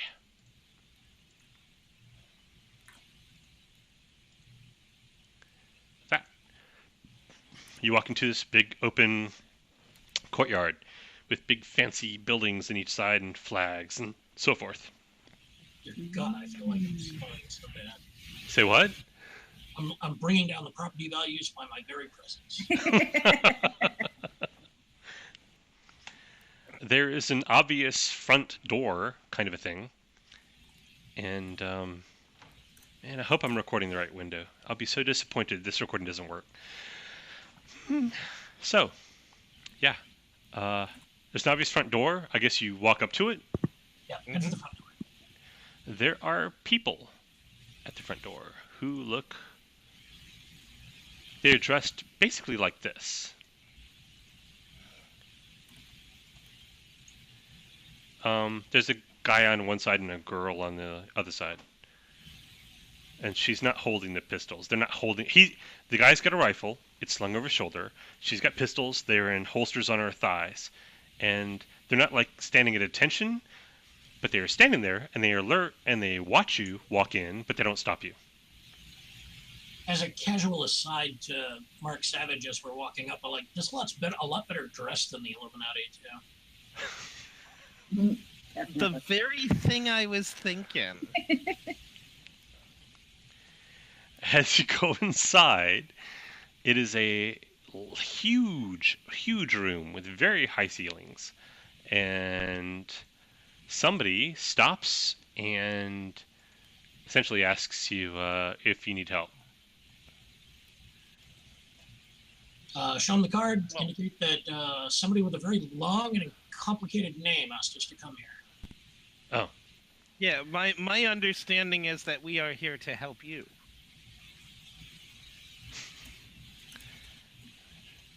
Your representative contacted us so that we could help you. Or am I misunderstanding things? The person helping you is a young woman dressed like one of the young women in this picture. A little sexist, but whatever. Okay. Again, better dressing. And they go, yeah, if the cleavage were any lower, it wouldn't be a dress, it would be a belt. Yes. Okay.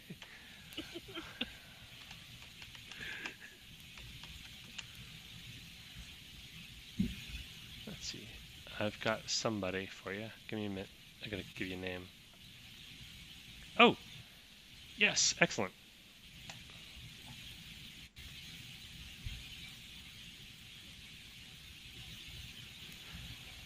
The hallways and stuff look like...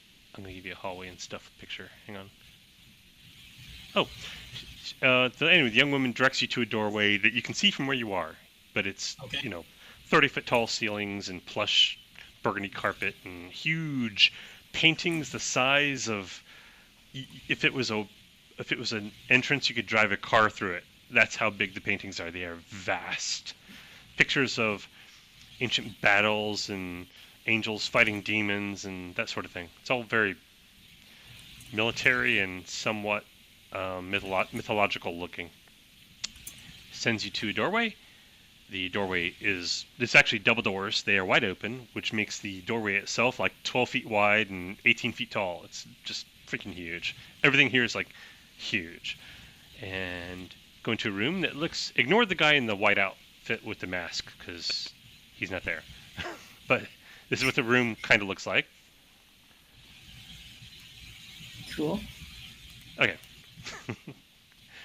Okay. And there's a guy at a desk. We're going to say you know who Idris Elba is? Oh, yeah. Yeah.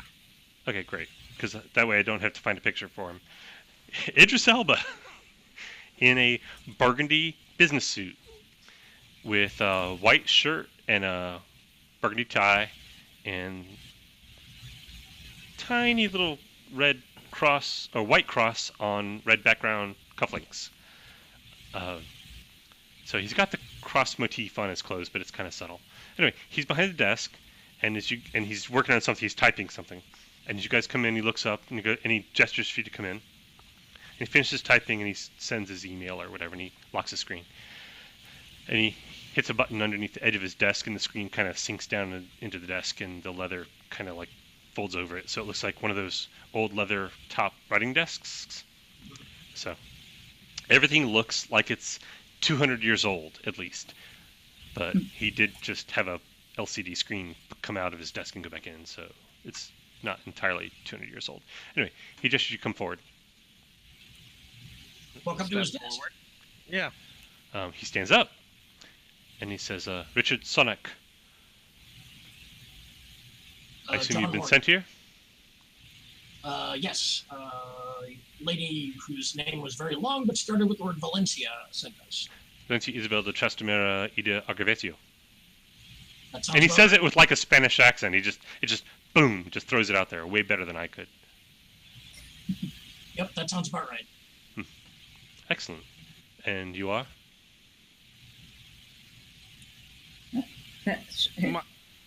Oh, go ahead. No. Oh. Does it really matter? Do you introduce I'm Mike yourselves? Savage. You don't need to. Charlie, yeah, fine. Yeah, Yeah, no, I was trying to be polite and let the lady go first, but I suppose the time for chivalry has passed. You say your names? Mark Savage. Yes. Great, awesome. You don't need to actually do it. Just say you introduce yourself. He goes, oh, I've been expecting you, but I wasn't expecting you to come together. That's interesting. Just Which one more means find apparently Valencia did not tell him that she found you all together. So that, anybody who's like conspiracy minded, that's interesting. Because apparently there's a communication gap there. That's something, I don't know if Mark or Charlotte would notice that, but John would definitely take note of that. So, Mark says, you will find that we are quite unexpected. indeed. Well, the Templars. We are an organization steeped in tradition, yet forward-thinking.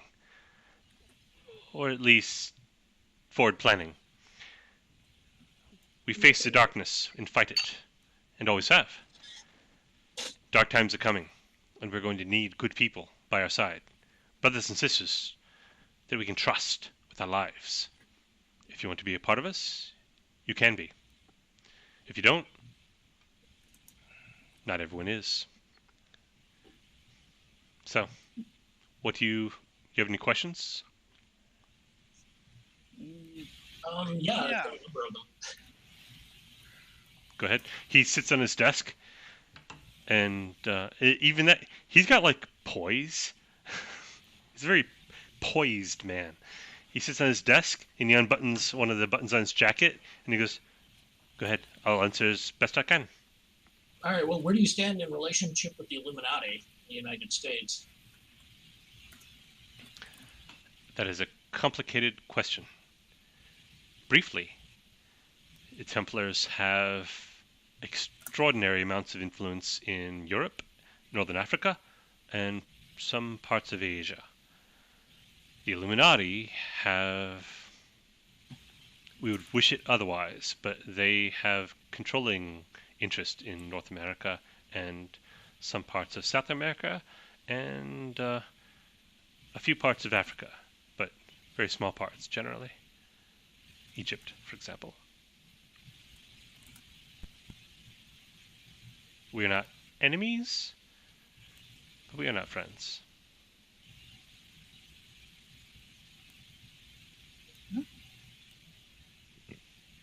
All right. When you say that you're fighting the darkness and you have been for hundreds of years, can you give me some specifics? I'm trying to see if my skill set would be of any use to you whatsoever. Dark times are coming. Things that have been sleeping for 10,000 years are waking up. Somebody has to fight them.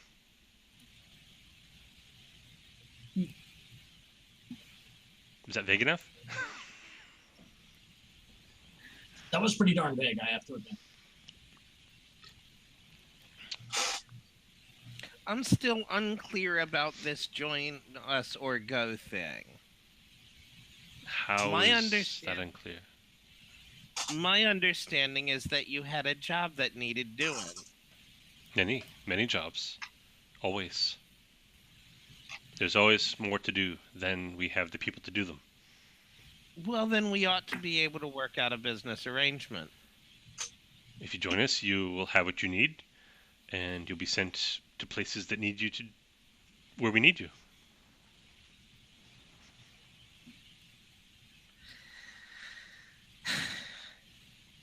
You know, when I was with the family, I was never a made man because I never really wanted to throw myself in with anyone that hard. Oh, you're not a joiner. I was just going to say that. You know, that's okay. Not everyone is meant to be a Templar.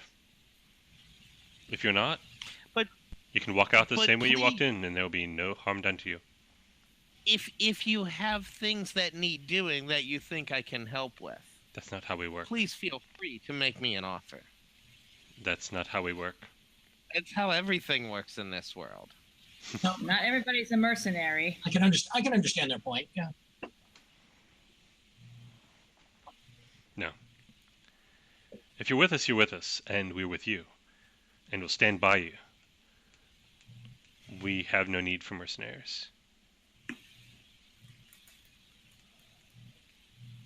Well, we have no desire for mercenaries.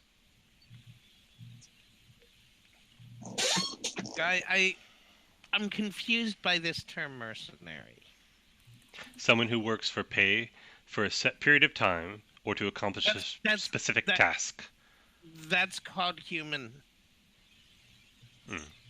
I think Doesn't everybody from the secretary to the construction worker get paid he holds up for a finger. an amount of work? He holds up a finger. He reaches over, he taps somewhere on his desk, and he says, "Come in, please."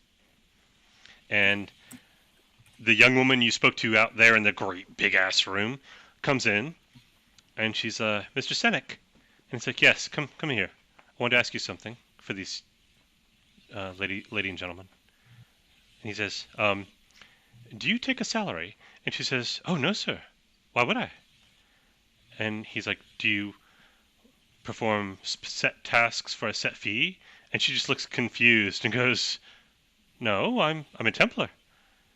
I needed to do." And he says, "Do you need what do you need?" And she's like, "Well, I could use a new car." He's like, "That's fine. Put in a requisition, you'll have a new car." She's like, "Thank you, sir. I meant to ask for it. I just haven't got around to it." He's like, "Not a problem." And she like stands there and looks at you guys. He goes, "Is that all?" He's like, and he looks over at Mark Savage and says, "Do you have any questions?" No, I think I get it now. Yeah, I understand exactly where he's coming from. All right. Yeah. No. I'm That's sorry, I didn't realize you were a cult. He smiles, and he goes, Yeah. "That's all. You can go back to what you were doing." And she goes, "Thank you, sir." And she walks back out. Any number of different organizations operate on a similar method. Religious organizations do it, and this has kind of some of the trappings of at least a religious organization. I can't fault them for the way they do business. Mr. Savage. But anyway, he picks up a thank pick you of. for your time. Oh, are we done? I am, yes. I don't know about these two. We're all acting completely independent. So Yeah. But you all Either- arrived together. If you don't Yeah. mind my asking a we question. know each other, but my decision is not going to affect their decisions. Agreed. Really? So you're not a team of any kind? Mhm. We know each other. We work together. But If you will permit me to offer you a bit of advice. certainly, And I think this would be most valuable to you, Mr. Savage. If you don't want to join us, that's fine. As I said, not everyone's meant for the Templars. We'd call this a cult, exactly. More of a devout organization. Anyone who wants to leave can. Including you. One moment.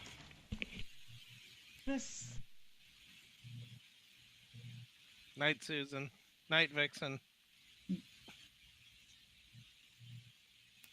Uh-oh. Now we can hear you. Oh, there. Could you hear me a minute ago? Nope. No. No, okay, good. Just making sure it's actually come through the headphones. All right. So he's like, and this may be of particular interest to you, Mr. Savage. If you don't want to join the Templars, that's fine. It's not for everyone. I wouldn't call it a cult because anyone can leave at any time. No one's held here. We don't even particularly try to keep people here. If you want to leave, go. But wherever you three go, you will need friends, people you can count on. And wherever you find yourselves, I hope you find someone you can count on who will stand by you when things are difficult. Because once you have joined this world, and make no mistake, you have joined this world, things will be difficult. Thank you for coming. You can show yourselves out. Yes? certainly. Thank you. Oh, Ms. Day, you haven't said much. Did you have any questions? I'm sorry. No. Old habits die hard, and he just gestures at the men, and he looks a little embarrassed. He's like, was there anything you had to ask? Oh no, they covered what I had for now, and sure, with there'll be more later if necessary. Miss Day makes an excellent point. This is not necessarily the end. If you change your mind, I'd be happy to talk to you again.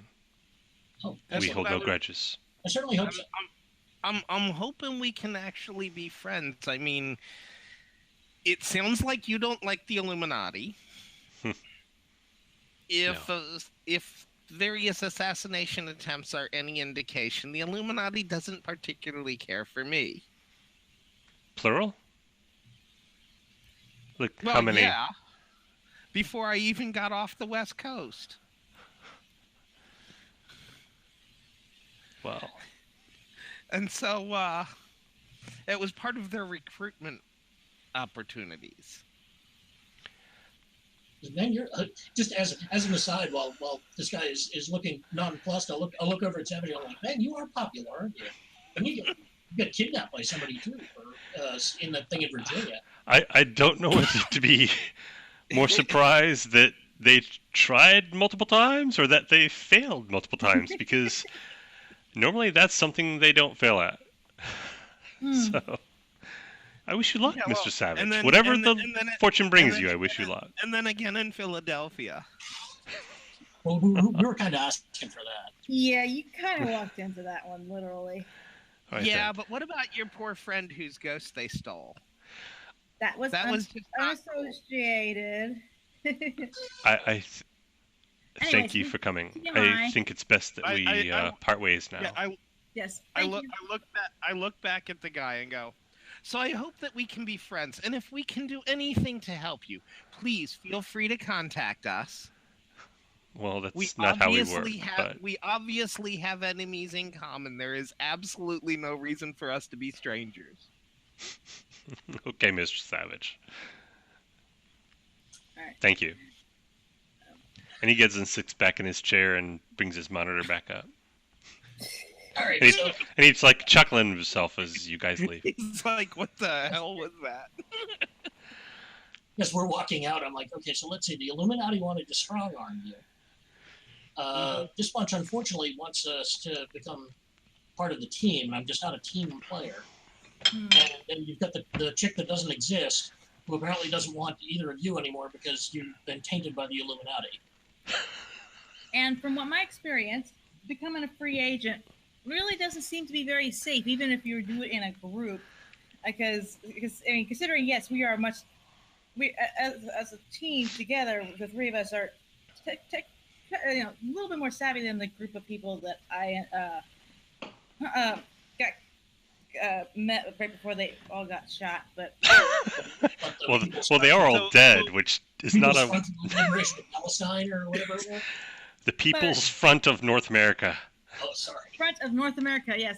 But even being a small group like Front of North America, does not seem to be enough protection against the bigger groups, the bigger players. So I'm not. I was just wondering what the dangers were of forming our own conspiracy group and trying to take over the world. You know, I'm not the one who brought that up because I've been thinking it for like the past.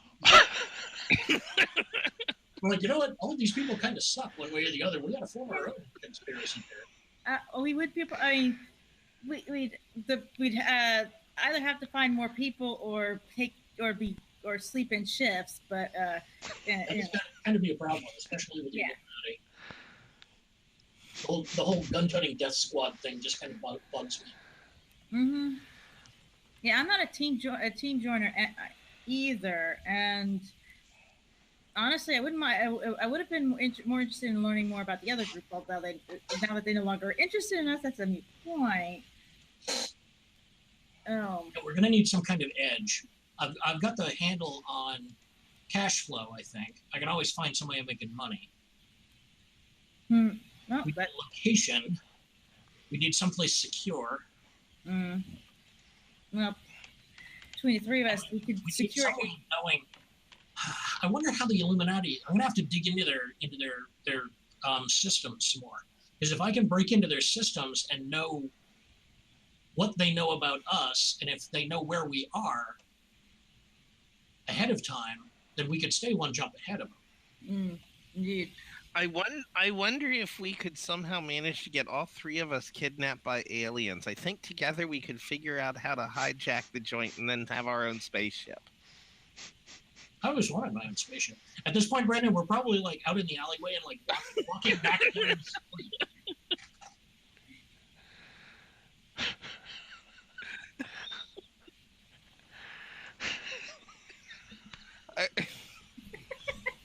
I'm just.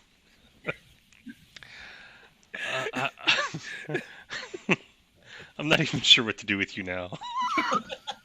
I was tempted to join the Templars, but I don't know. I mean, we could temporarily join them. They did say we could leave anytime we want.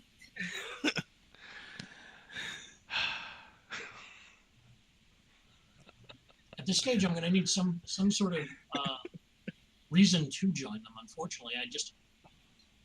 Yeah, you're financially stable, and you could it can disappear just like anytime you want.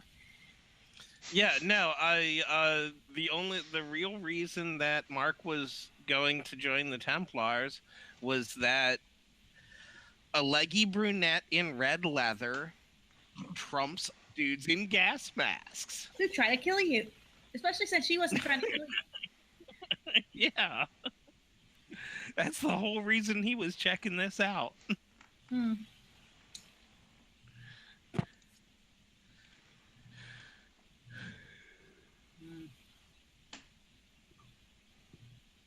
Now, if we can contact little Hermes with her staff and little wormies, she can chase away the Jermies, and that's good enough for me. What? No, I need more information before I can make any come to any conclusions here. Yeah. We're stumbling around in the dark, in my opinion. We are deep. Yeah, these people make no sense at all. How in the world can they function without freelancers? Well, this lot functions without freelancers because they're basically the militant arm of the Catholic Church, in a way. And Yeah. I mean, they may not necessarily be associated with the Catholic Church, but they're obviously a militant religious order of some sort. and The really, Illuminati are just power mongers. I mean, they just buy and sell people in the United States for their own needs. And the ones who are actually in the know are the ones who are, doing the biggest amount of buying and selling. By my very nature, I want to destroy them. Not like kill them or anything, just bring them down. There ought to be a way to introduce enough of a mess into their system to destroy it. Form I of was a considering- monkey wrench. Shape of. Yeah. Okay. So, head As back to you our walk, hotel. as you walk back to back to the metro station, so you can go back to your hotel, Yeah. I guess. Yeah. Okay. You pass a newsstand, not a newsstand, one of those metal boxes that sells newspapers, because that's what newsstands are now. There's a row of metal boxes that sell various newspapers. Yep. And next to one of those, the Daily Mail, let's say. Okay, the Daily Fail. The headline of the Daily Mail is that Earth to be destroyed on... What day is the eclipse supposed to happen? Anybody know offhand? 21st. 21st, yes. So less than a week from now. In big letters, Earth destroyed August 21 by planet Nibiru is the headline. And there's a guy standing on a milk crate, one of those plastic milk crates, who is loudly proclaiming the news that Nibiru is coming. The Earth will be destroyed. Make your peace with the forces above and below, etc., etc.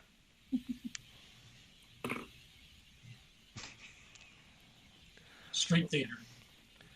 Yeah.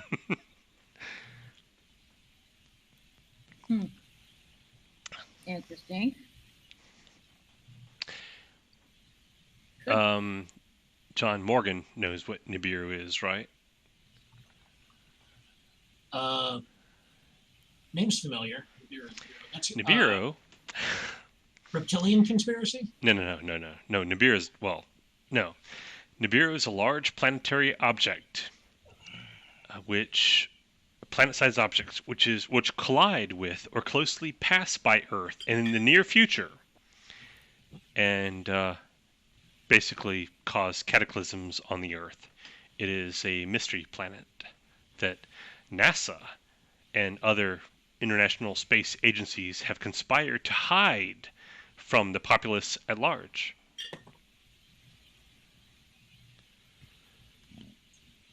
Now, maybe it's a planet, maybe it's a brown dwarf, who knows? What's known is that Earth's imminent collision or near miss with this giant planetoid will cause untold devastation. So just how many people are buying into this on the conspiracy theory forums? A small but non-zero percentage. A small but vocal non-zero. A small but vocal non-zero percentage. Most of the conspiracy theory forums that you monitor and maybe participate in, Yes. most of those are Earth-based conspiracies.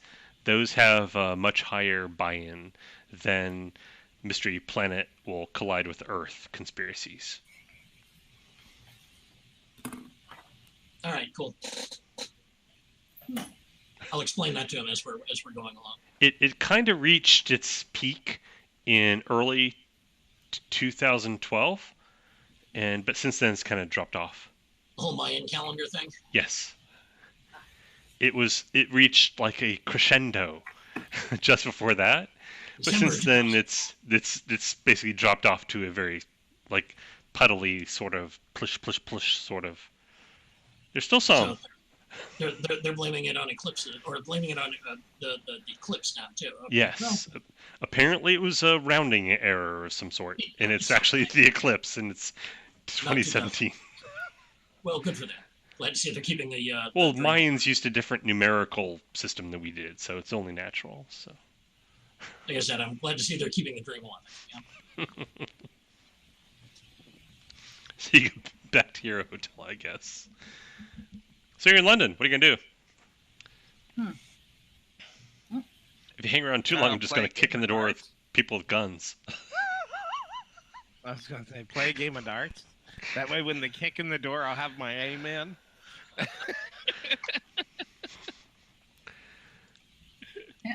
Are you staying in England, or are you? What's your plan? Yeah. So where are we going from here? Doesn't matter to me. I got some research I want to do for probably a couple of days, but that's about it. Gotcha. Really? What's the research? I'm trying to figure out, just in an attempt to separate the bullshit from the non-bullshit. We're reasonably certain that the Illuminati exists because they've been trying to kill us at one point or another. We're reasonably certain that the Templars exist because we just had an appointment with them, or at least they had a really good facade if they don't exist. So I'm trying to go through the various conspiracy theory information that I have, not necessarily things like forums, but more like news reports and information that's being disseminated with at least some modicum of evidence to it, to find out just what's out there and that we didn't know about, what kind of secrets are out there that we didn't know about, and if there are other organizations. Well, you know of at least one other one, but you don't know what they're called. Right. And that was who Hermes is with. Yeah, the mysterious woman in white who showed National up. Defense Directorate. There is a serious amount of conspiracy theory behind that, which is essentially America-based. Pardon me. Once you get sad that outside the USA, nobody gives a shit about that. But within the USA, National Defense Directorate is like what the NSA pretends to be, sort of. They've apparently been around since the 50s. Depending on which conspiracy theory you're listening to, the consensus, and that is such a loose term when you're talking about this stuff, the consensus is they got their start with the Roswell incident. So there's that. The ROSNM acronym that you pointed out. Yeah, Roswell, New Mexico. Yeah. That could simply be a coincidence. Yeah, I'm not trying to read too much into anything. Yeah, don't read No, too much into it. the 2112 bit is the coincidence. I don't even know what you mean. So. Well, for giggles and grins, I could divine to see if there is truly any risk of that. What was that thing? Oh, Nibiru? Yeah. That's not a thing. Trust You me, seem really sure about that. they're selling newspapers. Don't worry. The witch the group is offering to divine whether or not it actually is a thing. Okay, let's put it this way. If it is a thing, what exactly are you proposing we do about it? That's true. You send Bruce Willis on a space shuttle with a couple of atom bombs out to it. Yeah.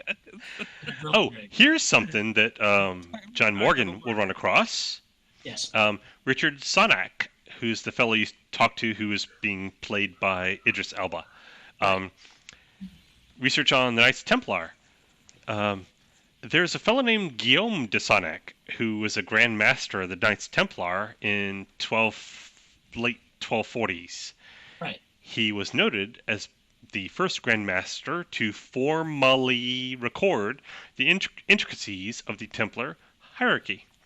He added this to existing archives, codified them, and stored them in a safe place so the order would have accurate records in future years. So he's kind of like a historian for the Knights Templar in the late 1240s, which is a long ass time ago. Guillaume de Sonak. Fair enough. It occurs to me, Kieran, that your character, you may actually be interested in joining the Templars. It's just that, unfortunately, myself and Donald's character are just kind of Not joiners. Yeah. Well, actually, Not the type of people who would join the Knights Templar. However, I mean, if it's your decision to go ahead, we'll certainly be more than happy to give you a hand. well, she was contemplating it, but it's like for her, it's also like her character is sort of like stay low and don't make waves because that's how it's always been. Like her parents don't know anything; they just know that she's the freaky black sheep of the family who kept followed around the other black sheep of the family, her great aunt. So they're great. So it's sort of like don't. She's not a joiner either. Obviously, she's a goth and all that. So Okay. Well, it just occurred to me that you may be better disposed towards joining an organization like that than we are. She's considering it because it's like she can do stuff, but really, it's not like I can just. I just thought it's not like she wants to stick around with that sort of stuff unless she thinks that she can be useful, and also it's not going to be a drag completely because she didn't become a surgeon or a regular MD for obvious reasons. Uh-huh. Okay, no, I understand. Just wanted to make sure we were. Are you stopping somewhere to eat, or are you going back to the hotel, whatever? The motel. Motel? Yeah. Room service. Okay. There's a knock at the door. Well, aren't we the popular ones? Yeah, really. Unfortunately, I didn't have a chance to set up the optic fiber cable to the people, so I'll just have to look through the people. Or we could look through the. No. Oh wait, I could set my phone camera up against the people, and then. There we go. The phone camera. You could totally do that. Great, I'll do that. You see this fella.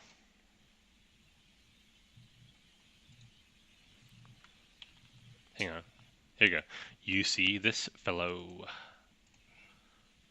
My God, Brendan, he looks just like you. Oh, dear God. Mark, Eddie. No. Eddie, what are you doing here? Well, you don't see him yet. Yeah, really. Oh. John Morgan sees him. I will with literally people. say, Mark, it's for you, and a voice just one step above complete disgust. I look toward the door. And we'll let Savage take care of it. Eddie, what are you doing here? Mark! Hey! Nice hotel! Of course, it'd be better if you'd let us put you up. But then, if we were putting you up, you wouldn't be here. Catch-22, right? Don't hit me.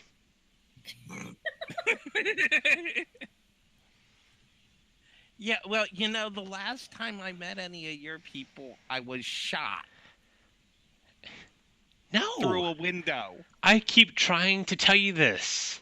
They're my clients. They're not my people. They're my clients. They are the people that you represent. That makes you their face.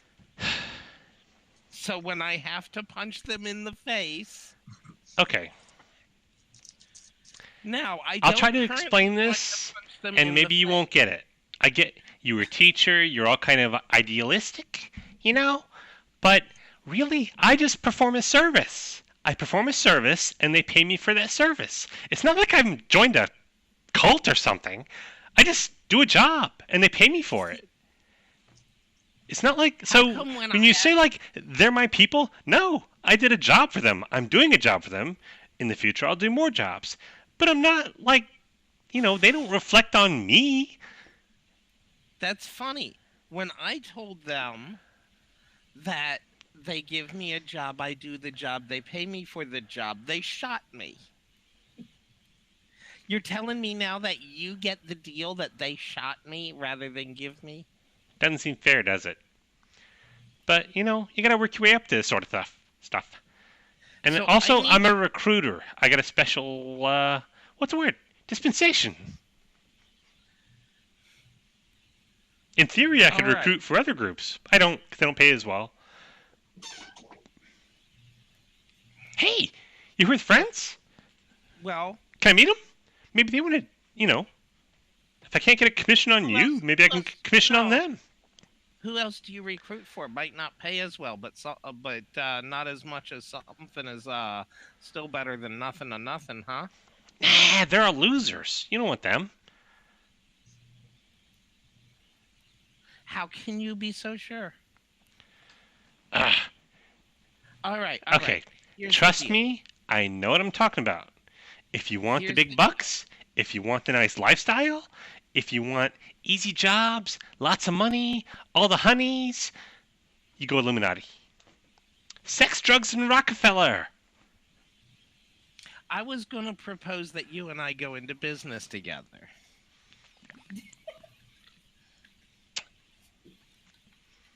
Are you pulling my leg? No, you seem to have the contacts. You can get the job. I got all the contacts, baby. Right. I obviously have the skills that are in high demand. No, you've got a parasite or symbiote or something. I got a briefing on it. They wouldn't let me keep the dossier, but they let me read it. And it puts me in high demand. Whatever you got, it's a prototype. They don't have another one. That puts me in high demand. Well, yeah, that's what I said. Therefore, by the laws of supply and demand, you know the people who would like this, who would like my assistance. And the people who pay you the most for it are the Illuminati. I've got your back. I've always had your best interests at heart. Eddie, you're thinking small. No, I'm not. I'm thinking bucks, big bucks, lots of them. No, you're thinking small. You're thinking small.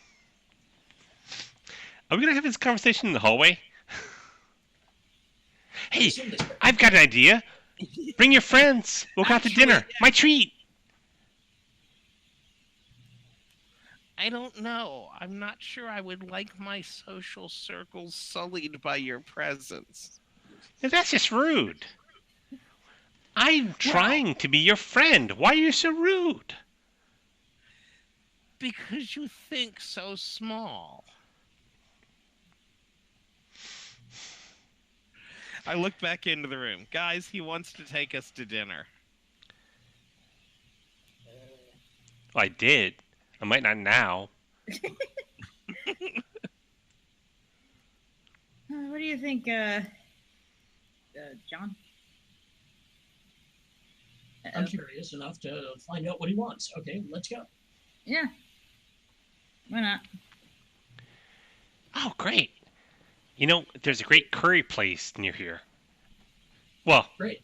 England has tons of curry places, but this is really good. He will, I guess, lead you to a curry place near here. And orders like liquor and curry dishes and so forth, and he will enthusiastically recommend dishes. This is good, that's good. No, don't order that. The so-and-so is always too salty. Whatever. And, yeah, he seems to have just a fun time ordering food for everybody. And, talking about, like, stuff. I'm curious about what he's got to say concerning the Illuminati and the other organizations like them. Ow! And I will question him about You know, the other ones don't even matter. They don't even matter. Illuminati's the shizit. And he says it in a way that is kind of vaguely rapper sounding, but also completely pathetic. They're the shiznit. Nobody else matters, baby. Nobody else matters. So the Templars, the people we just talked to earlier. Yeah. Nah. They're last century. They're last eon. What, millennium? Millennium. They're last millennium. Pfft, they don't matter. North America. Boom. Illuminati. North Africa. Boom. Illuminati. Europe. Pretty soon. As soon as they can get around some of these old, like, monarchies and things. Monarchies are all, like, they're all Templar. But that's changing. Brexit. We did that. Or He looks over at Mark Savage and he says, Illuminati did that. So what other organizations are there then? Oh, there's like a dozen of them. More than that, probably. But they don't matter. There was, Charlotte Day, right? He points over at Charlotte. Yeah. People's Republic of North America.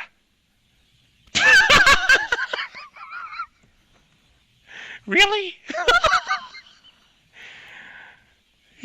Mark looks over at Mark and says, Mark, talk to your friend Charlotte. She knows what happens to people who are these just like little bit players. They get killed. And I'm not speaking metaphorically. I don't mean like they like lose all their savings and stuff. I mean they actually die. They die and their bodies are never found. It's kind of tragic, really. But yeah, no. So there's where the people's who to whatever. There's like 100 more where those came from, and they don't matter. They don't matter. They're little people. Okay, what about the National Defense Directorate? Black Book? If you're not military, you're not getting in. Wait, are you military? I know Mark's not. Who are you? You're Actually, who are you? We're like 3 courses into a dinner. You've been here for like an hour and a half. Right. He apparently knew Charlotte Day by sight because he said her name, but he doesn't apparently know who John Morgan is. Good. Tell him I'm Sean Webster. I work with QBL Media and I'm the associate director of network operations. QBL. Okay. Arachi Group. Arachi. It's Japanese. I don't know how to pronounce it. Arachi Group. They're that's another one. They're kind of like a sister group for the Illuminati. They're out of Tokyo, officially, but they're international now. And by sister, I don't mean like happy, go braid your hair sister. I mean more like Betty Davis and Anne Bancroft or whatever the hell her name was. Somebody told me this great metaphor, and I don't remember it. Anyway, they don't get along.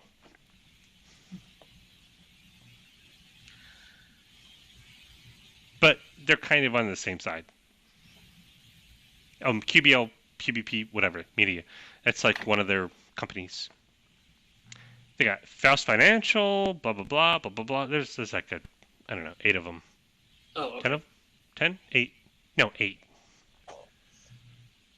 Yeah, anyway, I work with them. Okay.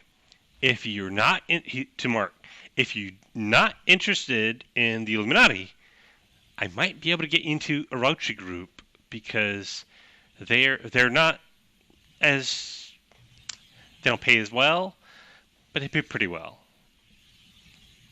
and they're not losers like. And he kind of gestures over at Charlotte, the people she would hang out with. No. So. You see, the Illuminati lost me the first time they tried to kill me. They need to understand that. It's not a good way to make friends. You can't take that kind of stuff personally. Funny, I do. Well, you shouldn't. It's unprofessional. Oh, speaking of that, call up a picture of the assassin that started all this with me. The one in the QBL Media office building.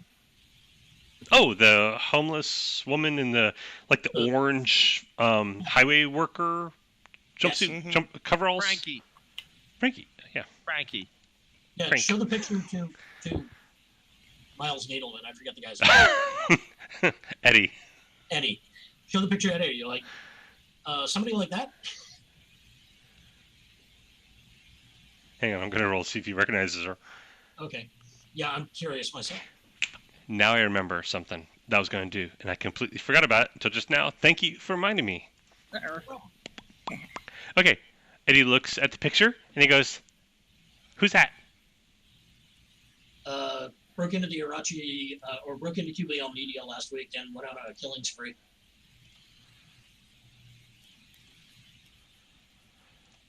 He looks over at Mark and says, "See? That would never happen with the Illuminati. The Illuminati does killing sprees. They are not the victim of killing sprees."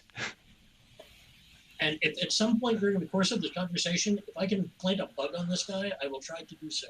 Roll some dice. Okay. This is a pose because he's got to notice it. I'm going to roll some dice, and it'll be I will secret. Do what I will do what I can to distract him while it's going on. Add Total roll. 2 to your roll because Donald is helping you. Oh, total roll 17. Holy moly. Okay. Holy demole. You drop a bug the size of a peppercorn into one of Eddie's pockets. And he does not appear to notice. Okay, good. What kind of bug? Can you hear it, or is it just a tracker, or what? It's probably like a tracker and a camera, but it doesn't necessarily have to be. If I can put it someplace unnoticeable, like in his pocket, then I'll do so, and the camera function. I said you dropped it in his pocket, but I was just assuming. Is it like sticky? You like stick it onto his like shoulder or something, or what? Like if possible, like the collar of his jacket or something like that. Like under, or where somebody Under. could actually see it. Thing is, if it has camera that can see, people can see it. Yeah, so it'll have to be someplace like just audio only then in his pocket or something like that. Okay. Well, under the lapel is fine. I mean, who looks under their lapel? I mean, you put your hands in your pocket, but who puts their hands under their lapels? So yeah, under lapel's fine. Yeah. You do that by some casual gesture, and he'll look at you, but then he'll look back to Mark and continue blathering on him whatever he's blathering about. Okay. Yeah. So yeah, I will pump him for as much information as I can. But he apparently knows tons of stuff. I don't want to role play through like a 4-hour dinner in the next 45 minutes. So if you can like cut to the chase and a couple of things you ask him, I'll give you as direct answers as I can. I'm looking for major players in the behind-the-scenes Illuminati style stuff. Oh. Illuminati, Templar, Black Book in basically the USA and only the USA. They have a little influence in Canada, but mainly it's just USA. Right. And a little bit in Mexico. Down from that, there's Orochi Group, which is global, but not as influential in any particular one place as, say, Black Book is in North America. But they are global. Then there's what he calls the Dragons, which are an Asian organization. He says they're out of Korea. They're all about chaos, causing trouble. It's like, nobody knows. What do they want? Nobody knows. Why do they do it? Nobody knows. They're just crazy. They're just causing chaos everywhere. Their whole thing is like unpredictable predictability. It's like, it's nuts. And they're not about money, like Illuminati, and they're not about loyalty and whatever the hell else the Templar are into. They're not about that. They're just weird, man. So stay away from them, because they're just weird. And then he'll roll off like a half dozen other like minor players that all have their own weird, freaky, pseudo-religious bent. Because once you get down from the top players, the secondary and tertiary players are just weird. They're just really focused on one weird thing. Like you had a group that's like really, really devoted against the lizard people, for example. And he's like, lizard people? Oh yeah, oh my god, these guys, Mark. These guys, they think lizard people have taken over like upper levels of companies and governments and presidents and kings. You're talking about the reptoids that have taken over like the Houses of Parliament, the Queen of England. Yeah. It's like crazy stuff. These people are crazy. He's like, and you look, Mark, look at me. What's the first thing I ever told you? Never believe anything you read on a screen. Here's something else you need to know. There are no aliens. It's all bullshit. There's no aliens. It's all made up. It's just to give people something to focus on so they don't pay attention to the important things. So there's no aliens. There's no magic. That's bullshit too. No demons, no devils, no ghosts. All this stuff. It's all bullshit. It's all made up. So if you don't want me, I would get a sweet commission on you, Mark. Trust me, sweet. Well, But if you don't want to come in with the Illuminati, let's do yourself a get favor. some- Stay away from these third-tier nobodies, because they're nobody. They're losers. They believe these crazy wacko things that aren't real. All right, so let's make some commission on me on a job-by-job basis. You gotta have somebody need something done, right?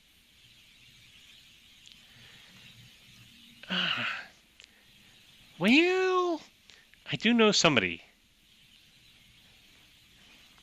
There's the exchange. But you don't want to mess with them. Why, who are they? Okay, you know how Templars are about loyalty and Illuminati is about money and prestige? Exchange is kind of in between. They're about loyalty and they're about money. But the thing is, Illuminati like to have fun. Exchange, they don't care. They just want money. Templars want to save the human race or whatever it is they do. And Exchange, they don't care. They just want money. So It's like a Zurich kind of thing. maybe? I don't know. What is that? I'll That sounds explain familiar.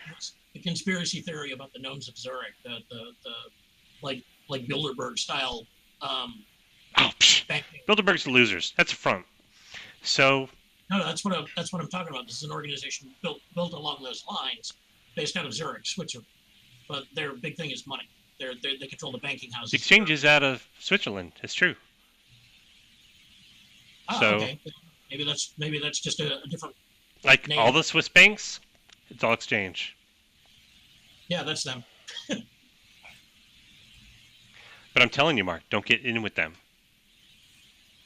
I'm not looking to get in with anyone. I'm looking to No. do a job and Let get me- paid. You're not getting it. What I mean is, the exchange, you're an asset. And the moment you're not an asset, you're a liability. The exchange gets rid of gets rid of liabilities. You think you don't like getting assassination attempts from the Illuminati? At least they have a reason for it. They don't want you working for somebody else or whatever. No. Exchange is all, it's balance sheets, it's spreadsheets, it's numbers.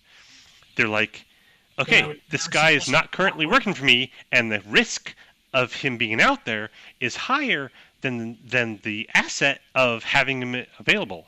Nobody works the exchange. Nobody retires at the exchange. Then they probably are not a good fit for what he's looking for. Oh, I don't think so. Now, they Why'd you pay bring a him lot. They pay a whole lot. But you don't retire. Yeah, it doesn't sound like they'll take peace work. So Yeah. Oh, they totally you do. See, that's the thing. I'm my own man. Well, whatever. As long as you don't want to work for them, that's fine. Because they would totally hire you and pay you a chuckload of money. And I'd get a great commission. And after I do that one job for them, Here's how this goes. Every single job you do for the exchange increases the risk you pose to the exchange because you know more and more and more about what they do. At some point, the risk you pose is higher than your value as an operative, at which point they eliminate you as risk. And you So might it's- say, oh, I only do one job. And then they drive a dump truck of money up to your house. And you're like, maybe I do one more. And they drive another dump truck of money up to your house. And then you're like, I should stop now, but I'll do one more. Everybody does one more. Everybody thinks they're smarter than everybody else. Nobody is. Don't do it. all right. Well, it's honestly, Orochi Group is the only one that so far hasn't posed a personal threat to me or wanted to take over my personal freedom. I can totally hook you up with them. I got an in. I know a guy in HR. Look over at the other two. What do you guys think? Should we set up a meeting? I'm going to stay in the background on this one. Yeah, really. Let a few people know. I'll tell you. No, I'll tell you right now. I've got some ins with the Orochi group myself already. So.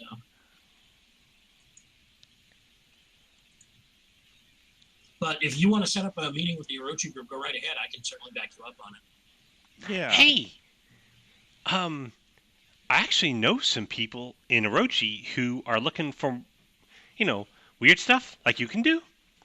You're Charlotte Day, right? You're psychic or something? Or something. I bet they could use you too. Hey, if you guys came in together, I bet I could get a bonus. I mean, I bet you could get a bonus. I'm gonna stand back on this one. I'm with John on that one. I'm standing back and seeing what happens first. It's Whatever. not Hey, Mark. monetary. I tell you what. Philadelphia. There's an office there. I can hook you up. What day is this? We're in London? Yes. Yes. Okay. Today's Tuesday. I bet, let's see, I can get back there, make a call. I could have something set up for you tomorrow. Well, no, are you still taking airplanes? Unless you got something quicker. If you were Illuminati, I would. But you're not. So, airplanes then. So you got like a whole day of travel time. Oh my God, that sucks. Okay, so let's say Thursday or Friday? Let's say Friday. I don't want you jet lagged. I want you fresh.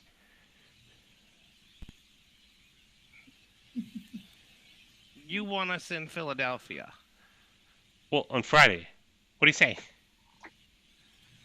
I say last time I was in Philadelphia, people shot me. Where have you been that people haven't shot you? Here. Interestingly enough, New York City. Oh, that's true. Actually, Virginia.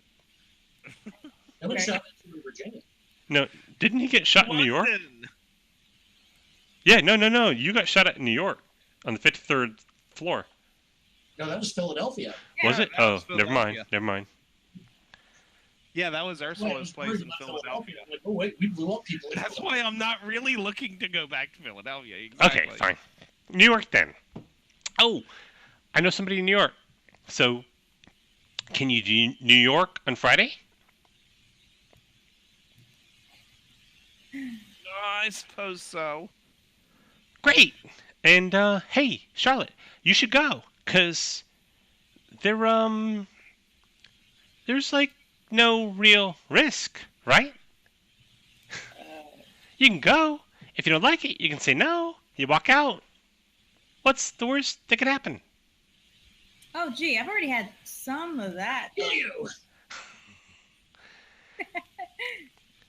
And you again, what do you do?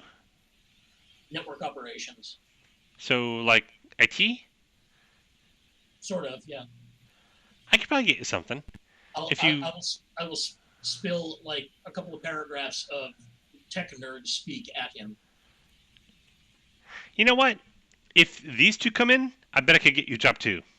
Good pay. Probably 70, 80 grand. Completely deadpan. Really? Probably. Maybe.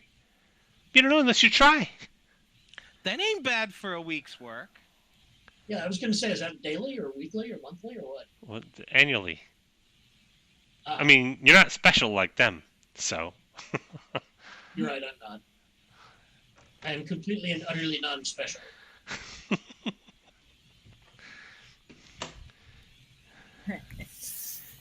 But you're a friend of theirs. So if you're a friend of theirs, you're a friend of Eddie's. That's okay. I'm just thinking, I'm Eddie, between jobs right now and enjoying my vacation time. Yeah, Eddie, I'm just thinking he could probably make more money than that doing what he's doing. Mm. Really? Well, then I'm sure I could get him a raise. Like, what would it take? Give me a number. No problem. When my vacation's over, I'll let you know. Okay. Anyway, Besides Mark. that, So Friday, New York, The Templars paid us on our dime, so. right? Friday, New York. Yeah. Awesome. Friday, Great. New York. I will. All right. Hang on. He takes out like a post-it note and peels one off, and he gets a pen and he scratches an address, and he hands it to Mark on a post-it note. Okay. Eddie does not do email or carry a phone or any of that. I said, Never trust anything you read on a screen. trust me, for completely different reasons, I agree with him 100%. Right. Check comes, he pays the check, and he bids you guys good night and says, I've got a meeting in the morning. I need to get back to LA. So, good night. Nice meeting you, Charlotte. Good talking. And whatever your name was. Good night. And he Eddie. leaves. Sean Webster. Okay, Eddie, if you say so. It's been a pleasure working together rather than opposing each other. Finally! I told you, we could be a team. Oh, go ahead and punch him. You know you want. And Eddie leaves. Set up an app so that anything that noise that gets picked up by the bug that he's got on him is recorded. So He's whistling.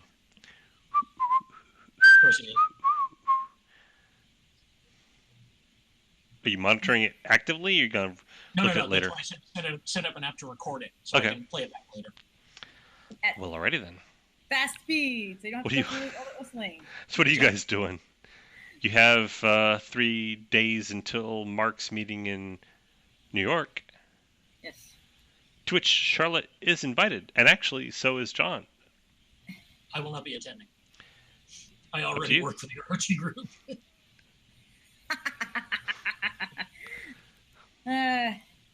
Got 3 days. What do you do? Just touristy stuff and sightseeing, or what? At least one day. I hate to say it, man. I'm going to be doing some more research on all the stuff that Eddie told me. Yeah. I'm trying to put together a coherent, non-bullshit map of how the world works. Because all of the conspiracy theory information I've got right now is 90% wrong. And I'm trying to sift the 10% out of it to find out who the players are and what's going on. Well, if Orochi is a genuine player, that means that the 8 companies that are the parts of Hirochi are genuine players, which means that the various conspiracy theories about those 8 companies are potentially genuine. So that changes, though, from might be bullshit to might not be bullshit. Right. Basically, right? Just start compiling information. Yep. Yeah, let's see. Oh, yeah. Since he's compiling information and I'm deciding whether I'm going to go or not, it's like, I'll do a little bit of touristy stuff. And whenever I come back, I'll be like, by the way, did you know magic doesn't exist? Yeah, or aliens, or no aliens. Yeah. Well, yeah, I everybody found knows that one aliens. very interesting. But yeah, see if I can find out anything about the dragons, about the other assorted pseudo-religious groups he was talking about, and about the exchange. Oh, you find stuff about the dragons. They are, well, there's like a good, once you get into Asia, the whole secret society thing explodes. It's like squared. There are tongs and the neon chrysanthemum. And that, it just, you have your like North American secret societies and stuff, like square that. And that's what you have in Southeast Asia.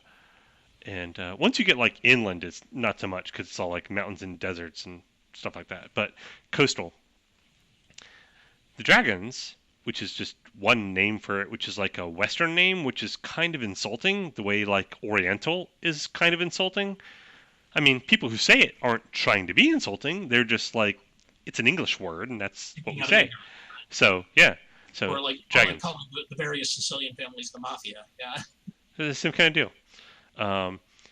So there's actually a Korean word that more or less translates to family of august dragons or something like that.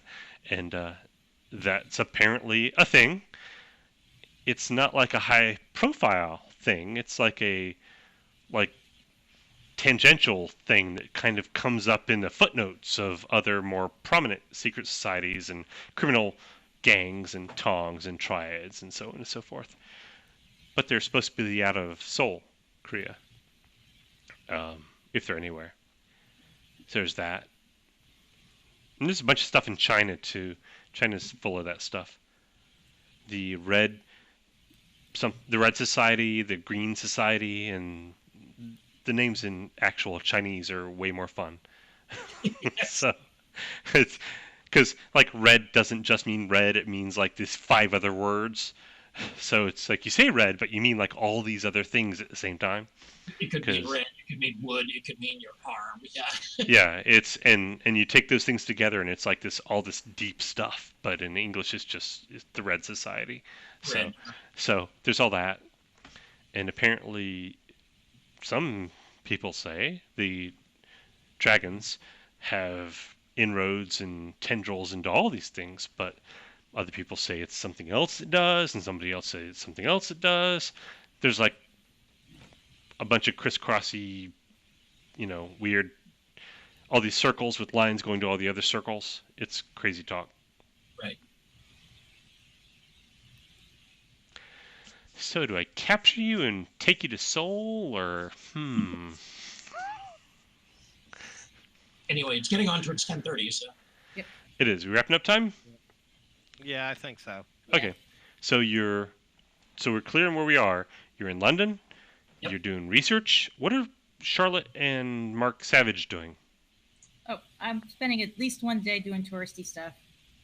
Yeah, Makes I'll do sense. the touristy stuff too. You Well, I'm don't waiting get for any him. chances. I'm still trying to decide what if I'm interested, because I don't want to do. I'm not a mercenary, and I'm money that really has only enough interest to me for meeting my needs, my needs. So